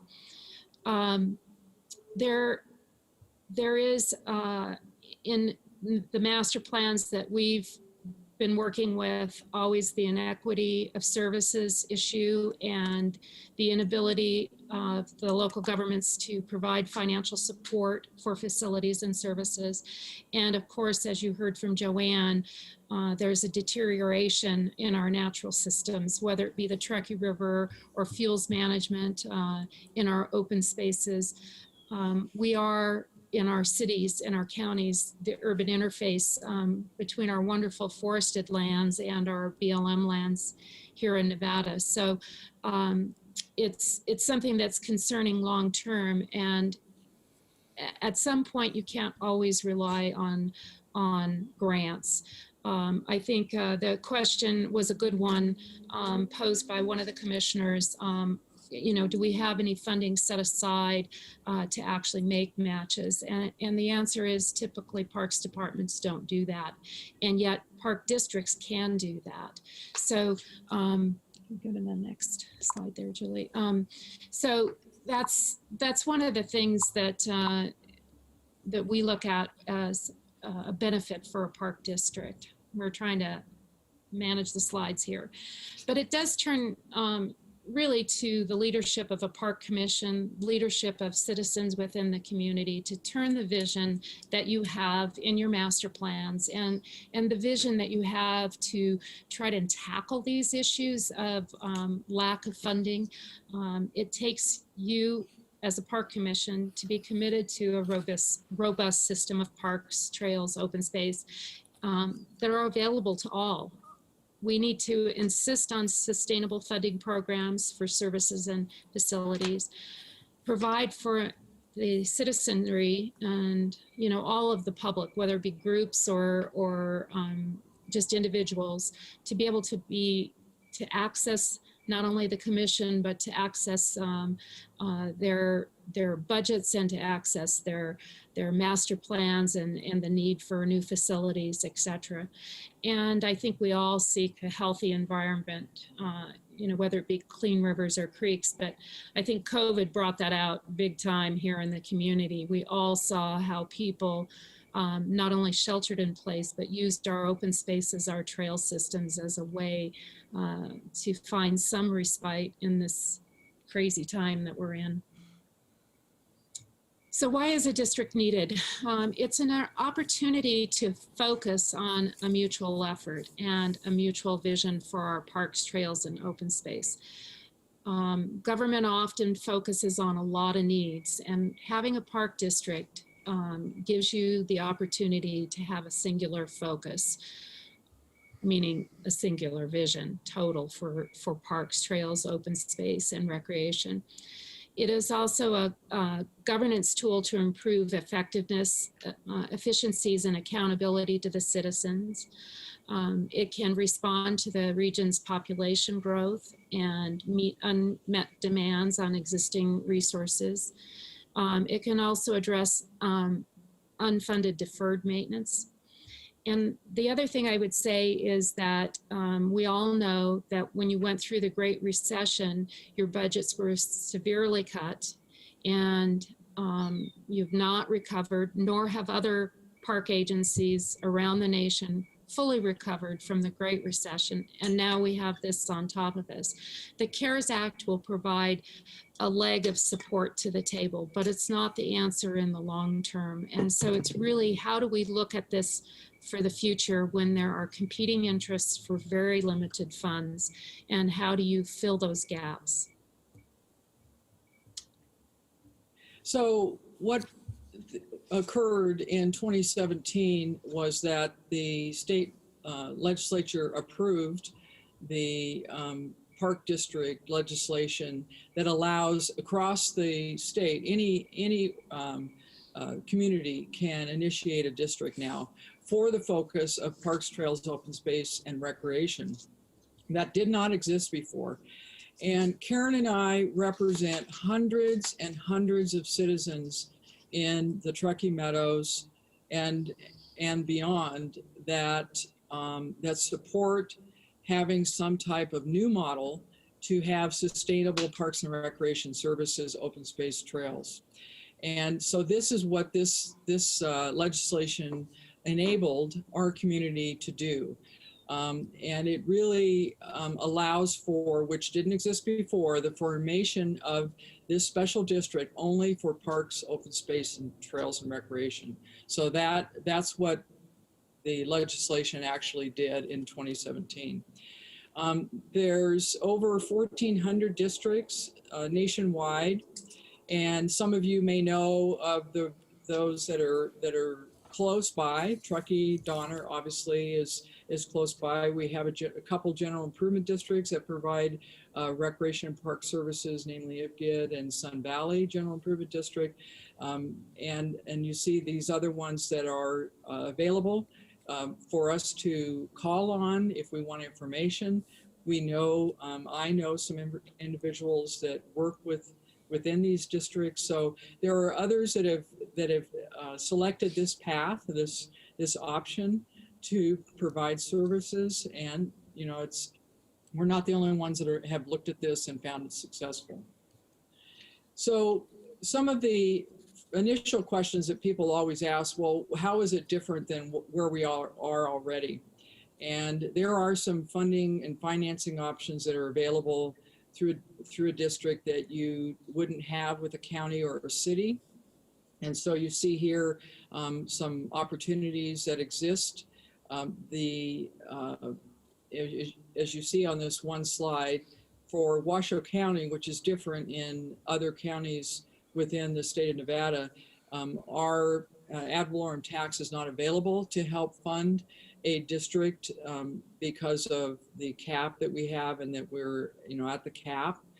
However, we know that both Washoe County and the cities provide funding to recreation, parks, and open space services. And so that money would be available and could be provided to a district through intergovernmental agreements. So that gives you an idea, and this slide gives you an idea of what kind of financing options there are. Certainly grants and donations are available with the county, but there are more options when you look at what's available with the district. So how does the process start? And this is another question that often comes up when I talk with people, and I'm sure when Karen talks to people about a district. And this entire potential district formation started as a citizen initiative. So it starts with citizens. And so the process could start with the citizens. It can start with a park commission like yourselves and or the elected boards of either the county or the city. What occurs first and what is most important is a service plan is done, which is based on the master plan that the county just completed and the one that would be likely that is going to be updated with the city of Reno.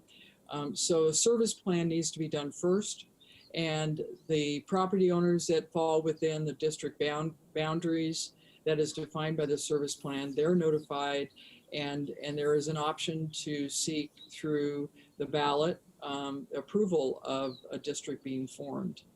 Anything you want to add to that?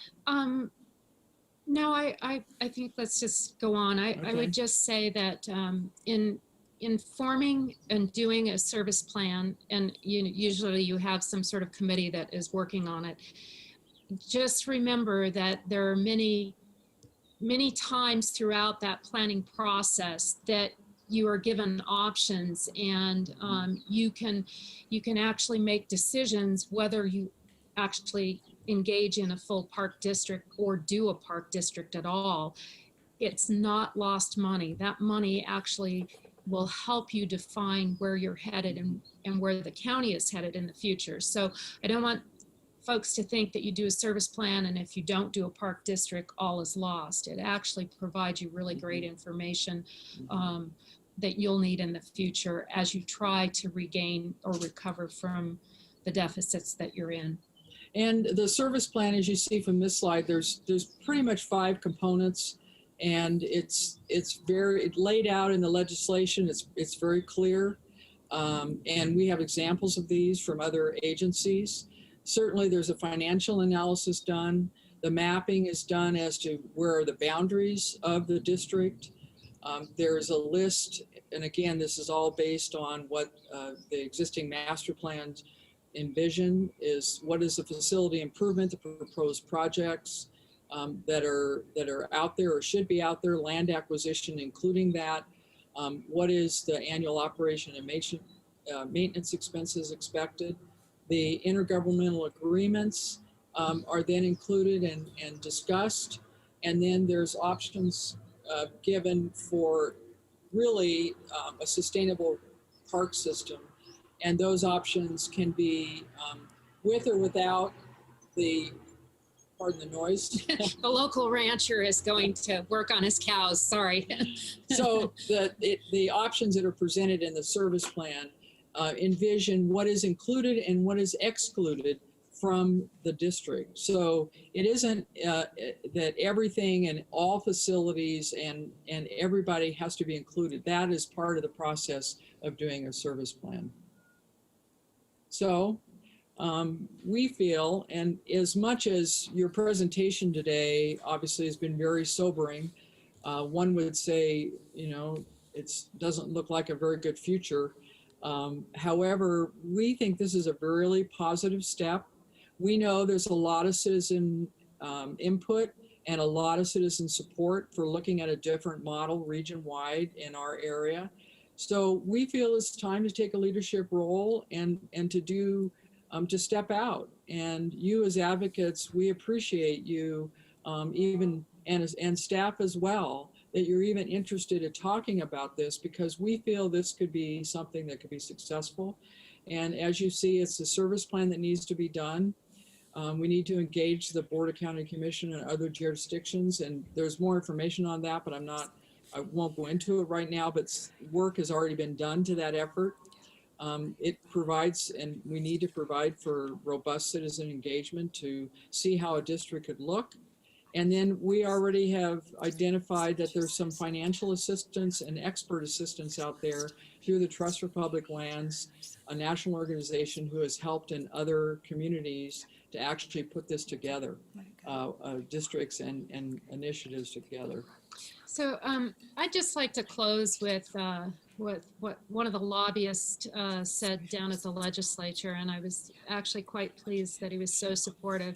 He basically told the group that was working on this, go big or go home. He said that it's so important, as many of you have mentioned, the interconnection between work and where we live and play is just a critical piece to our economy. And it's over 14 some odd $1 billion just here in the state of Nevada. And people are realizing that, including our development community. And so when he said, go big or go home, I thought, even they see the struggle that's going on with parks departments. And we're very supportive of us trying to find another path, or I would say an additional path to some resources. So with that, Julie and I will go ahead and open it up for your questions. This is Doug Doolittle. Thanks very much for the presentation, ladies. That was very informative, and thanks for your time. Having worked in a couple of districts during my career, I can tell you there's some great advantages to doing so. People, particularly in the valley that we live in now, they don't particularly care who maintains the parks or what the name is on the front of the park. They don't care which city, Reno, City of Sparks, Washington County, and oftentimes they don't know who the parks belong to. What they care about is a park that's available, that's safe, that's well maintained, and serves their needs. And park districts can be invigorating for a community because they can be independent and they can provide services on a more person-to-person point of view. People oftentimes, I think, particularly now, don't know where to go at times to deal with problems, mainly because they may not know what park belongs to who and who's maintaining it. And oftentimes we find that our service areas are intermixed, and you see a City of Sparks truck going one direction to a park on one of their borders and a county park going past them on the same road to a park that's in another part of their service area, and it gets confusing. It also is very difficult to fund. Obviously, I'm supportive of districts. I think Julie and Karen have great energy and great knowledge on this subject matter, and I feel it's time that we look at providing a district that can meet the service needs of the community in a different way. My point of view. Thank you, Doug. Well said. This is Commissioner Shorts. I was just wondering if anybody at all knows anything about what Reno and Sparks are thinking about in this part. Yes, we do. Both, to start with the legislation, and because that's important to know that from the beginning, the Washoe County Commission endorsed the legislation back in 2017, as did the City of Reno City Council. Sparks City Council was silent on it. However, they did not oppose it, and there were members that thought it was a good idea. Currently, the City of Reno has in the last year to 18 months, leadership, and even now the leadership is supportive of looking at a different model. And we were and are close to having a presentation probably the first quarter of next year. Because they have a new city manager coming in, everything is pretty much kind of on a hold right now. So there isn't any new initiatives being offered or promoted because of that. But there is, I should say, and there is a lot of support to do something with the City of Reno. The City of Sparks, I have not talked currently or recently with them. However, we do know there is some support there. However, as what I said in that one slide related to the service plan, we feel that all should be invited to the table to discuss it, and whether that's Sparks, Sun Valley General Improvement District, everybody should be invited to talk about it. However, it doesn't mean that in the end that everybody will choose to be part of a district, and that can happen through the process of the discussion. And that's okay. And that's okay. And that's okay. And again, the first step is trying to get that service plan together. Julie reached out to the Trust for Public Lands. There is some funding there available. And I think that planning process is important for Washoe County alone to do if that's the choice, if others don't want to participate, because it gives you that roadmap. And then you can select your options, much like a environmental process. It will have the option of do nothing versus do, X, Y, and Z. So doing a service plan is, in my mind, the next step after the master planning process you've just been through. And I believe the city of Reno would want to be engaged in that based on the feedback that we've gotten. Yeah, I think so. From them.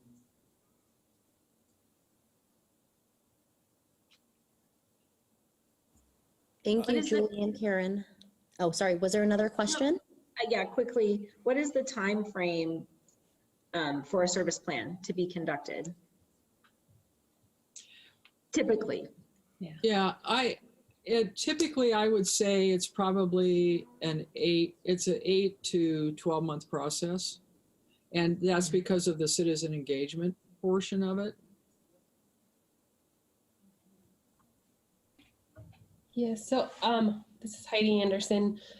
Just wanted to say that I think that it's really important that we go through this process and move forward with this, with the state of our parks, where we are, and especially with COVID and the state of funding for parks. It's going to be really imperative that we really look at our options, and the service plan helps us determine what some of those options are. And so just a quick story, I was at a Parks Foundation board meeting, and as the board was looking at what was out there that's needed for the parks right now, what's the state of our parks, we had someone mention these are all related to maintenance projects, and maintenance projects aren't as fundable as your capital improvement projects. They're not appealing. So there's not a great way to get out there and get money for these types of things that we really need.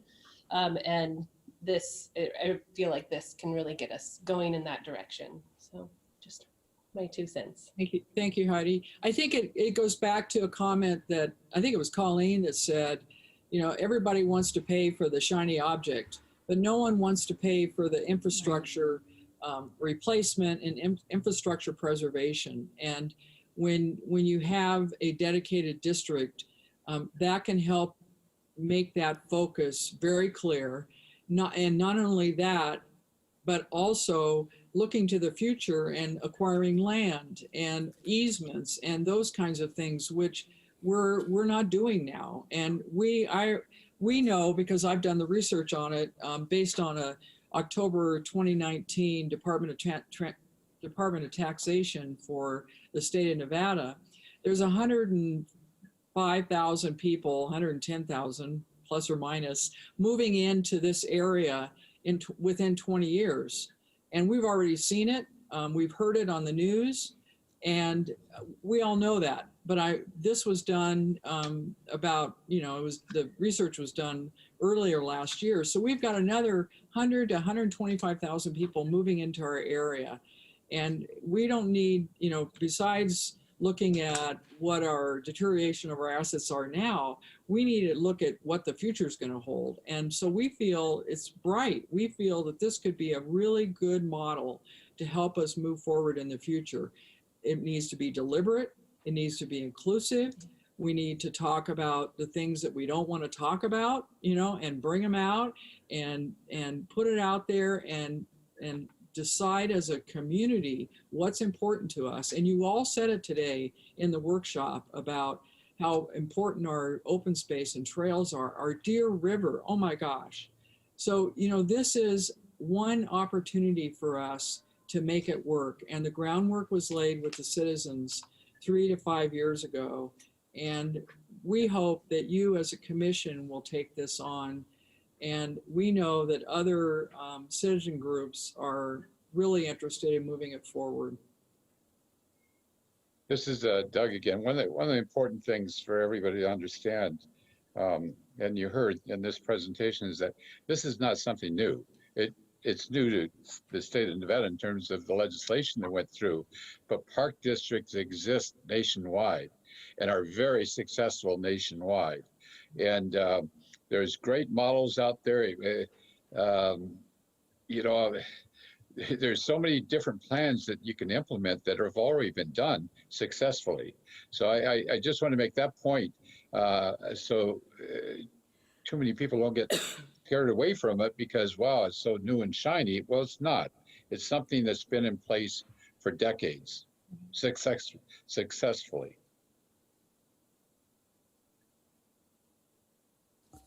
This is Commissioner Shorts again. Actually, this is a question out there in general again.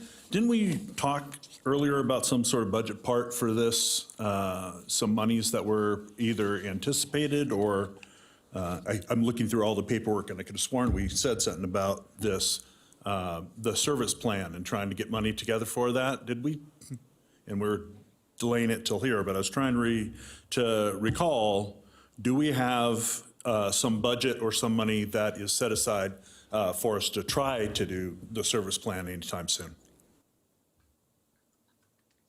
This is Eric Crump, to Commissioner Shorts. I'm not aware of any budget that's been earmarked for that. It was identified as a recommendation as part of our master planning process that Park Planner Sophia Kirschman talked about earlier. But currently, we have no money earmarked specifically to develop a service plan.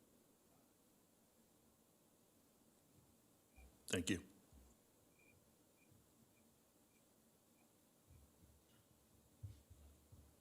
So if this has been a tried and true kind of model, what's holding us back? I mean, what would be the main barriers that you're encountering? Well, go ahead. I'll start off. I think the leadership role of a park commission or somebody to move this forward to your board of county commissioners, and secondly, to identify some matching funds to the Trust for Public Lands and fill in any other gaps that we need.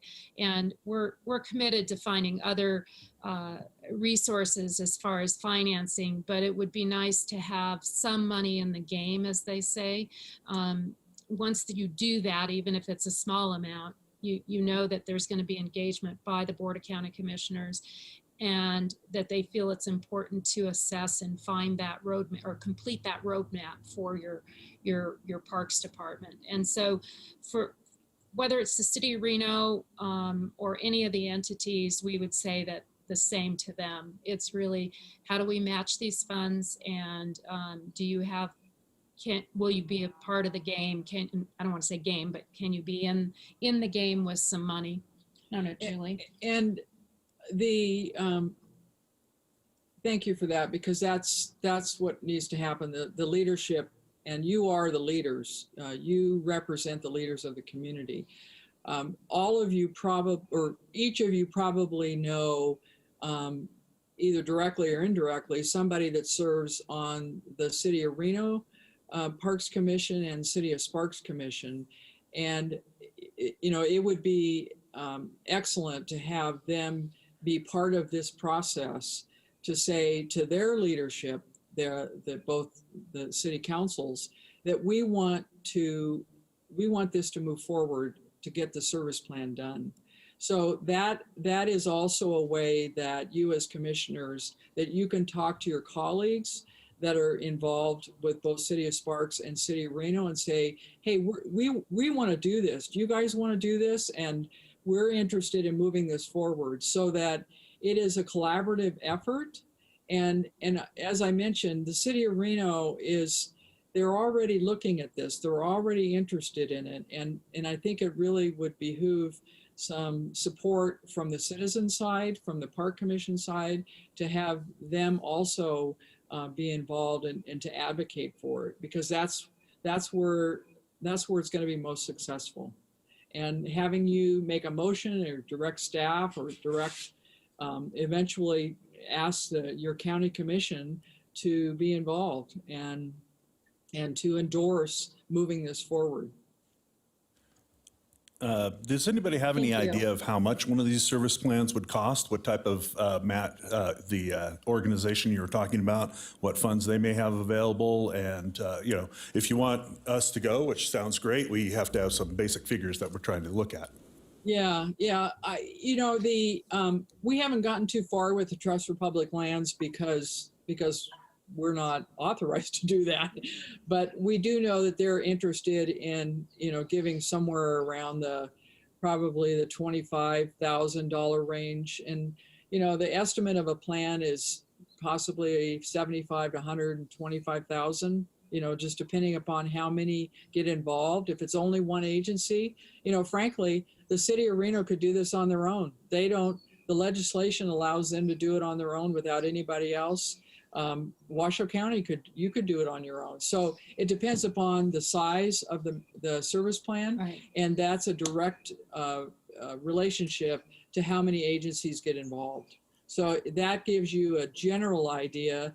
I think what is one of the most important things about the Trust for Public Lands, beyond any finances that they would give us, is that they're very, very experienced and involved with these kinds of things throughout the United States. So they bring a lot of expertise that we wouldn't necessarily have. They often write many of the reports you see, in particular on open space lands, and their interest really matches what Washoe County has to offer as regional parks and open space. So we were pleased to hear that they would support moving forward with a plan, but they really need, as I said, to know that the county would move forward with the plan. And I think once one agency starts in on it, the rest will come along, in my opinion. I think everybody's struggling with the same issue and they want similar answers. Yeah, because I remember we had at the last joint commission with the two other entities, a joint meeting. This was like a year and a half ago.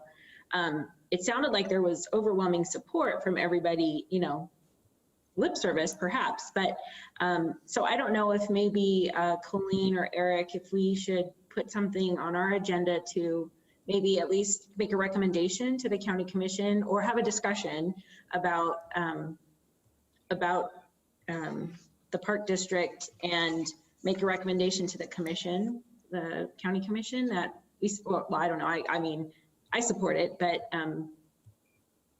for us as a board to have that discussion and maybe, just to start the ball rolling on our end, obviously any money that's going to come is going to have to come from the county commission. But at least that might start the process for us. Some forward motion, I suppose. I don't know. I don't know if that's helpful. Very helpful. Yeah. This is Doug Doolittle again. I think it is helpful. I think it's something, a process that needs to take place.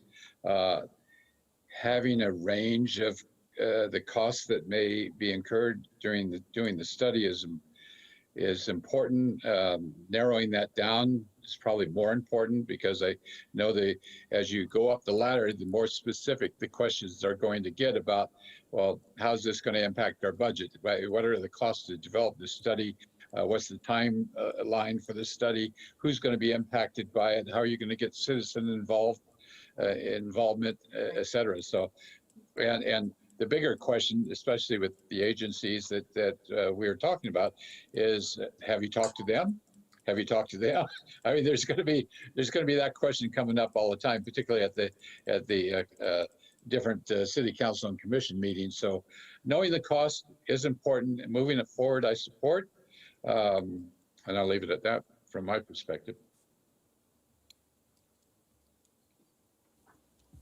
So this is Commissioner Shorts again. Eric or Colleen, have either of you had discussions of any type to gauge what the interest is within Sparks and Reno? Obviously, we've heard that there is some from Reno.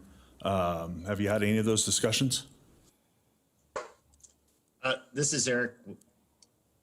So certainly we've had discussions with at the staff level. I don't know what the interest is at the policymaker level. There is interest at the staff level. There's been some changing in leadership in the parks world over in Sparks. So we're kind of seeing how that plays out. But certainly there is interest from both agencies at the staff level. And I would concur. And I just was messaging Parks Director Jamie Schroeder 2 days ago, and we still feel, comfortable that that would be a good step, for our community. So we are in regular discussion about that. So if that's the case, then it seems to me like the next step is we do need to get some sort of coordination between the parks commissions to try to move some of this forward. I think, It seems like the enthusiasm for it here is pretty broad. So it seems like that would be a good thing for us to try to arrange either, a get-together or at least start some sort of communication between the three Parks Commissions if that's what the interest is. This is Doug again. Don't we have a meeting coming up soon, the annual meeting with all three commissions? It should be. I think we usually do it every other year.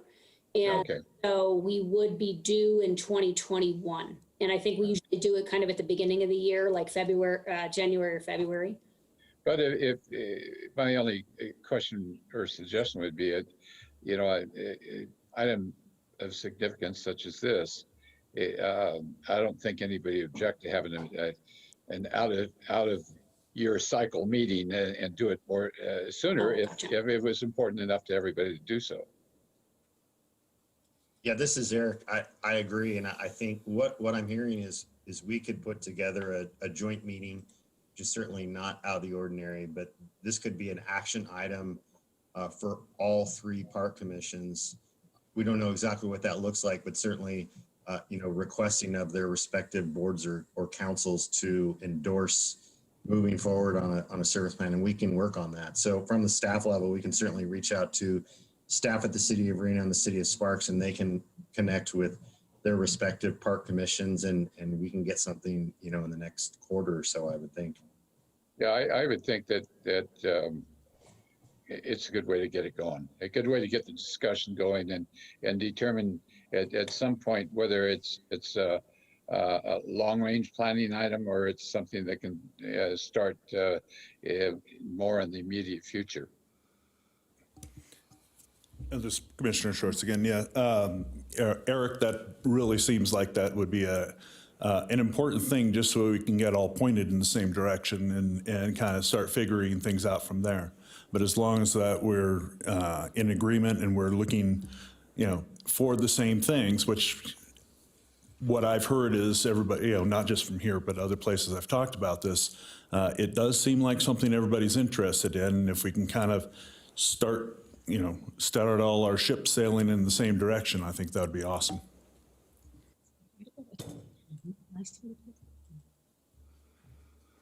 Excellent. We would highly endorse that.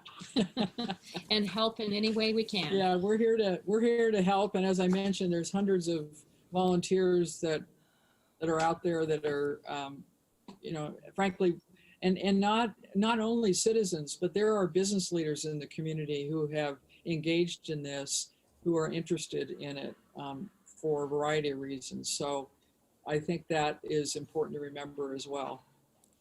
Thank you very much for your time and discussion and your intent to improve our community. I do have one question. This is Darla Lee. I would just like to have, if you could answer a little bit more, because I'm just frankly not informed about this whole concept of a park district in detail, but I would like to know about how the organization of this is governed. Is it by elected? Do you have people who's running it? Who are the staff? Are they elected officials? Are they, so just, can you give me a little bit more idea of how this, and if it's so successful, I would love to have some examples of other areas that have done this and are successful. You can set up the legislation. We wrote it broad enough to set it up in a couple different ways so that local jurisdictions they will have a decision point.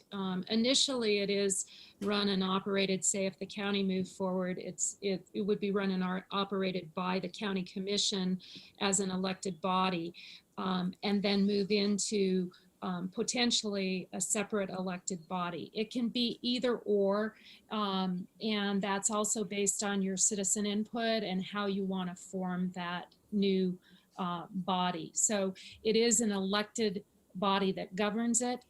It's just a choice. I don't know, Julie, if you want to add. And it's the way it's set up, it's a 5-person board of trustees, and as Karen mentioned, it initiates with the agencies who are involved with it. So for example, if it were the Washoe County and the City of Reno and City of Sparks, you would have one representative that the electeds would appoint one representative to the Board of Trustees, and then they would vote in two other representatives at the next election.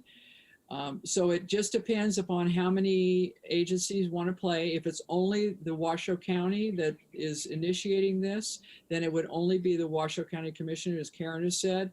But in the next election, then it goes to those who, those who live within the district, then vote in who they want to govern the district. So it is self-governed. I'll say it that way. Does that answer your question? Yeah, that's great. Thank you. And if I could add to that, this is Doug Doolittle, self-governed on the policy level, certainly, but there would be hired staff. The staff would actually run the district and do all of the general services, maintenance, budgeting, everything else would be hired staff by a general manager that would be hired by the board and go forward from there. So Doug, can you give me an example of some of the successful districts that you mentioned? Park districts and other? East Bay Regional Park District is very successful. The Truckee Donner Park District that's 30 minutes away has been very successful over the years. Bend, Oregon. Bend Metro. Bend, Oregon is very successful. There's a multitude of districts down the Sacramento area. I don't know what their specific success levels are, but they're still in place after decades of existence. So, and then of course in Nevada you have the general improvement districts that provide recreational services. IFGID being one of them, and Sun Valley in our area. So there's certainly good information out there that can be obtained from the districts that are close by, or I mean, you go to state of Illinois, there's districts all over the state of Illinois, Indiana, Maryland. There's information to be obtained from a multitude of resources. And we have some of that already. So when you choose to move forward with this, we have some handy dandy charts that shows how they're governed, when they started, and financing, yeah, all the of those financing things. and all of that. And so Doug is absolutely right in that there are a lot of successful examples, and the information can be easily accessed.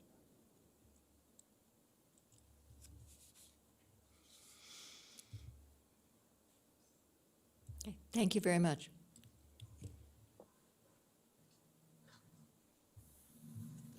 Anything else you need from us, we are available, and just let us know. And staff knows how to get a hold of us, so they know where we live. Thank you, Julie and Karen. That was really informative. We appreciate your time and presentation. Thank you so much. You're welcome. Okay. We'll go ahead and move on to item 9, presentation and discussion on Washoe County CRF CARES Act Award.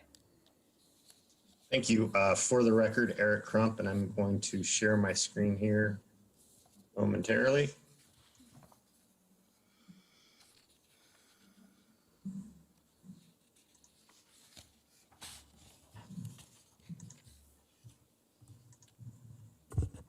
Can you all see that? Yes. Great.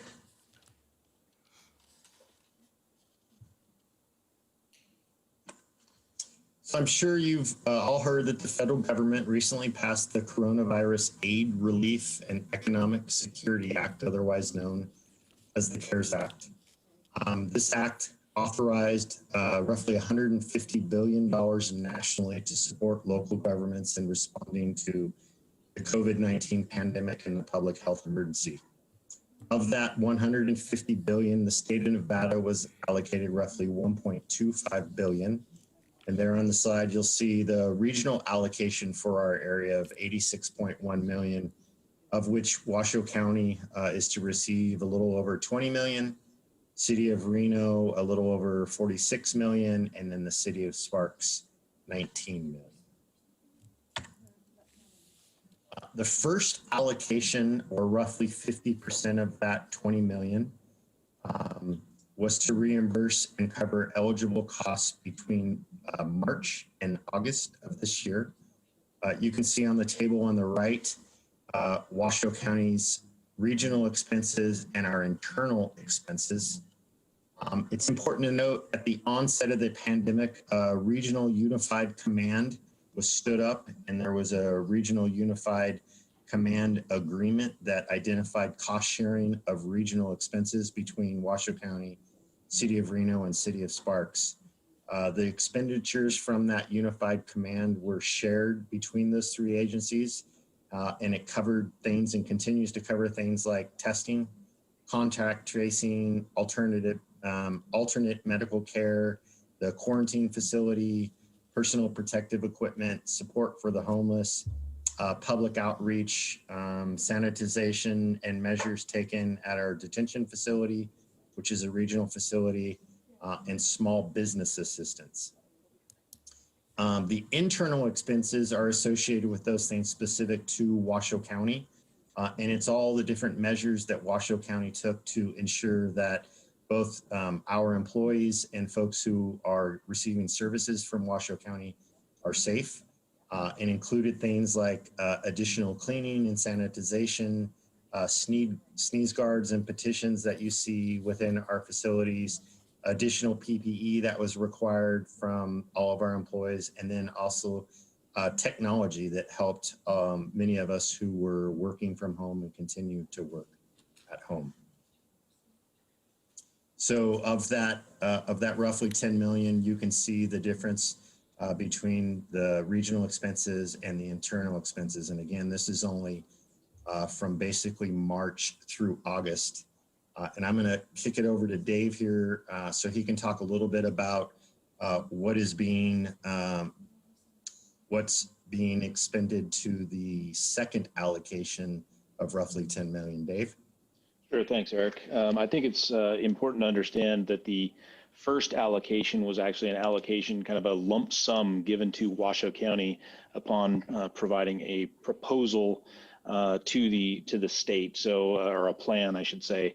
A lot of those things that Eric spoke about were things that we had already expended, so it was super easy for us to come up with the first half in that plan. The allocation number 2 is actually a reimbursement process. So as Washoe County expends funds, we can then monthly provide an accounting of that to the state for payment. Some of the items that are listed in our current plan for that include additional support for homeless services. So as you can imagine, we have some shelters where we take care of emergency sheltering of those experiencing homelessness. And with COVID, the actual amount of space necessary to house or provide shelter for those individuals actually expands. So with 6-foot distancing and some of those other sorts of things, you need more space. So a lot of you are aware the City of Reno has put together some sheltering opportunities over on 4th Street, and Washoe County is partnering through that process with some of our CARES funds as an example for that. We also have quite a few more things planned. For instance, our library system with automatic book retrieval systems. That's an expense that is necessary for book returns now that we've started to open up some of our libraries for use of library books, but a way to automatically retrieve those when people check those back in. Regional study process with the University of Nevada, Reno that will help us in the future with any other pandemics, but certainly with COVID as well, study for our wastewater system and picking up the RNA sequence of the virus and giving us a health analysis, so to speak, on how much COVID is actually in our wastewater stream is another example. So those are all the types of things that we're utilizing that second allocation. It's important to understand that these funds need to be used by December 30th. And so that comes with some challenges, just the procurement and everything else associated with that, having to take these, get the approvals, get them through the Board of County Commissioners for their approval. We will be taking an item to the Board of County Commissioners in October just to give them an overview of where we're at, what planned expenses we have out there. But really a lot of this is for that ongoing need associated with impacts based on COVID.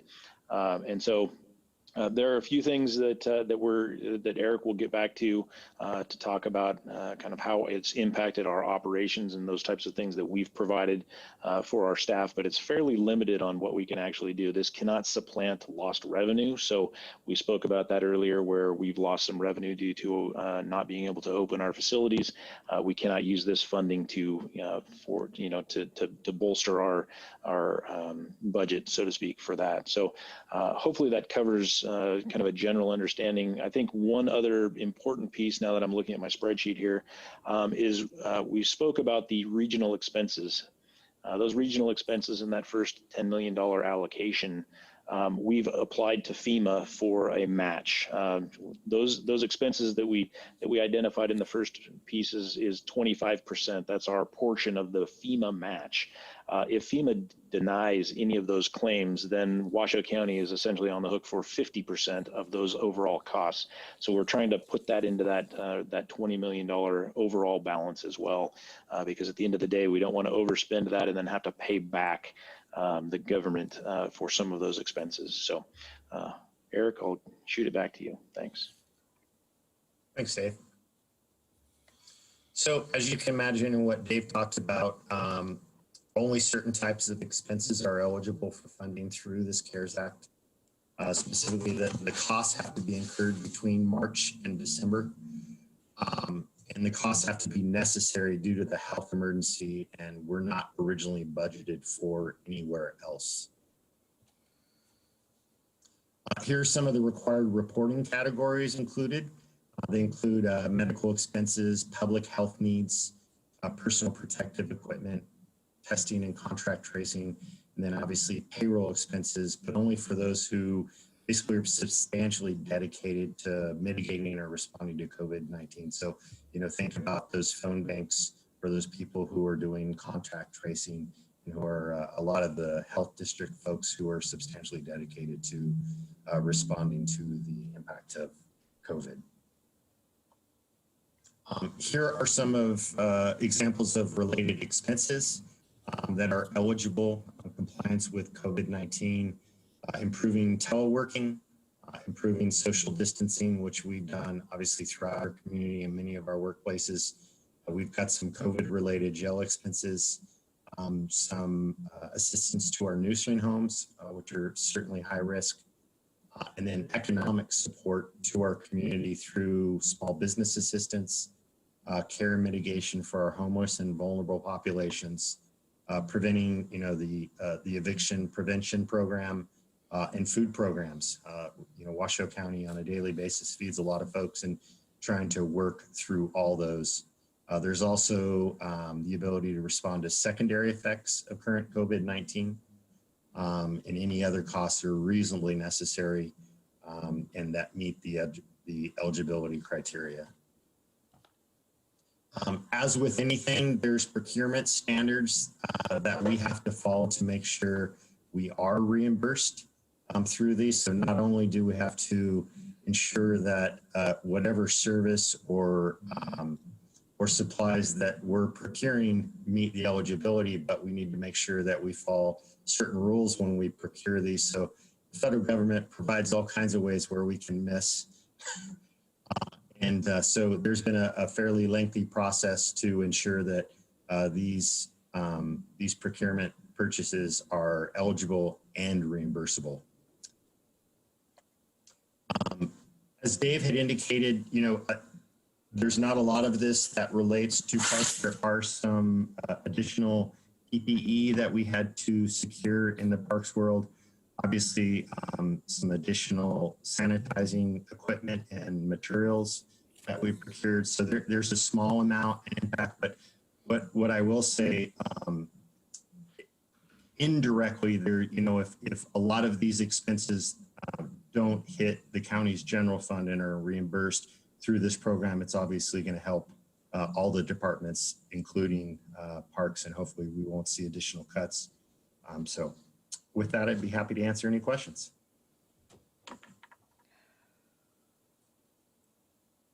Thank you, Eric, for the presentation. Stop sharing my screen, hopefully.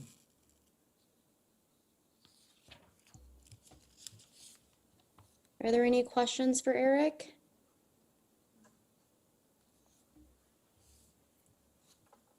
Okay. Hearing none, we'll go ahead and move on to item 10, Commissioners' Comments. I just want to begin by thanking the park staff for organizing the meeting today, and also thank you to all of our presenters. The information was really informative. This workshop, I think, was beneficial to all of us, and just a good refresher on, the various moving parts within the Parks Department. So thank you for everyone's time in putting this together for us.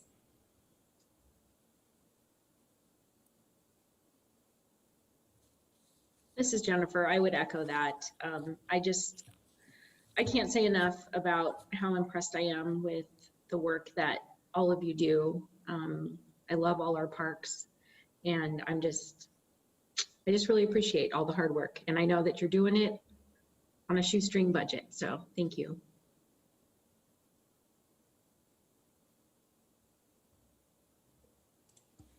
And this is District Attorney Lindsay Liddell. Previously, when Commissioner Jung floated the idea of having this workshop, she mentioned possibly having an open meeting law presentation, but I didn't hear any subsequent interest. So if that's something that you guys are interested in, I'm happy to provide that at a subsequent meeting. But in the meantime, if any of you have any questions regarding open meeting law, feel free to reach out, call me, email me. I'm happy to answer any questions that you guys have.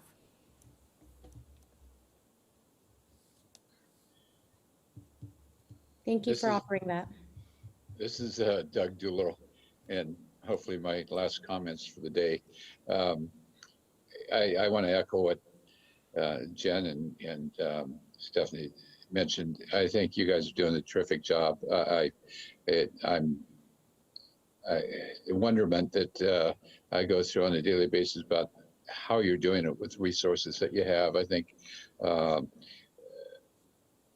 people that are working at every level of the Parks Department are doing an extraordinary job with such limited resources, and doing it in a way that makes the users of the park wonder how many people you got out there working, because the parks are looking fabulous. It's not like you can go in the park and say, oh yeah, I understand we don't have that much money and the parks are looking terrible. I understand.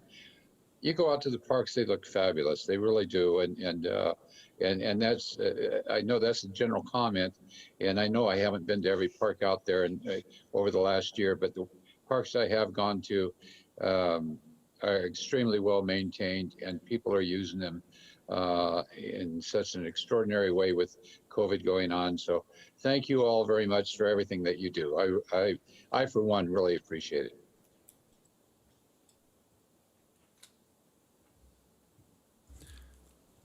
I'm done. I want the Commissioner Shorts again. I wanted to add my my thanks on there. I think the materials that you've provided us will help me do a better job as a commissioner. So I really do appreciate that.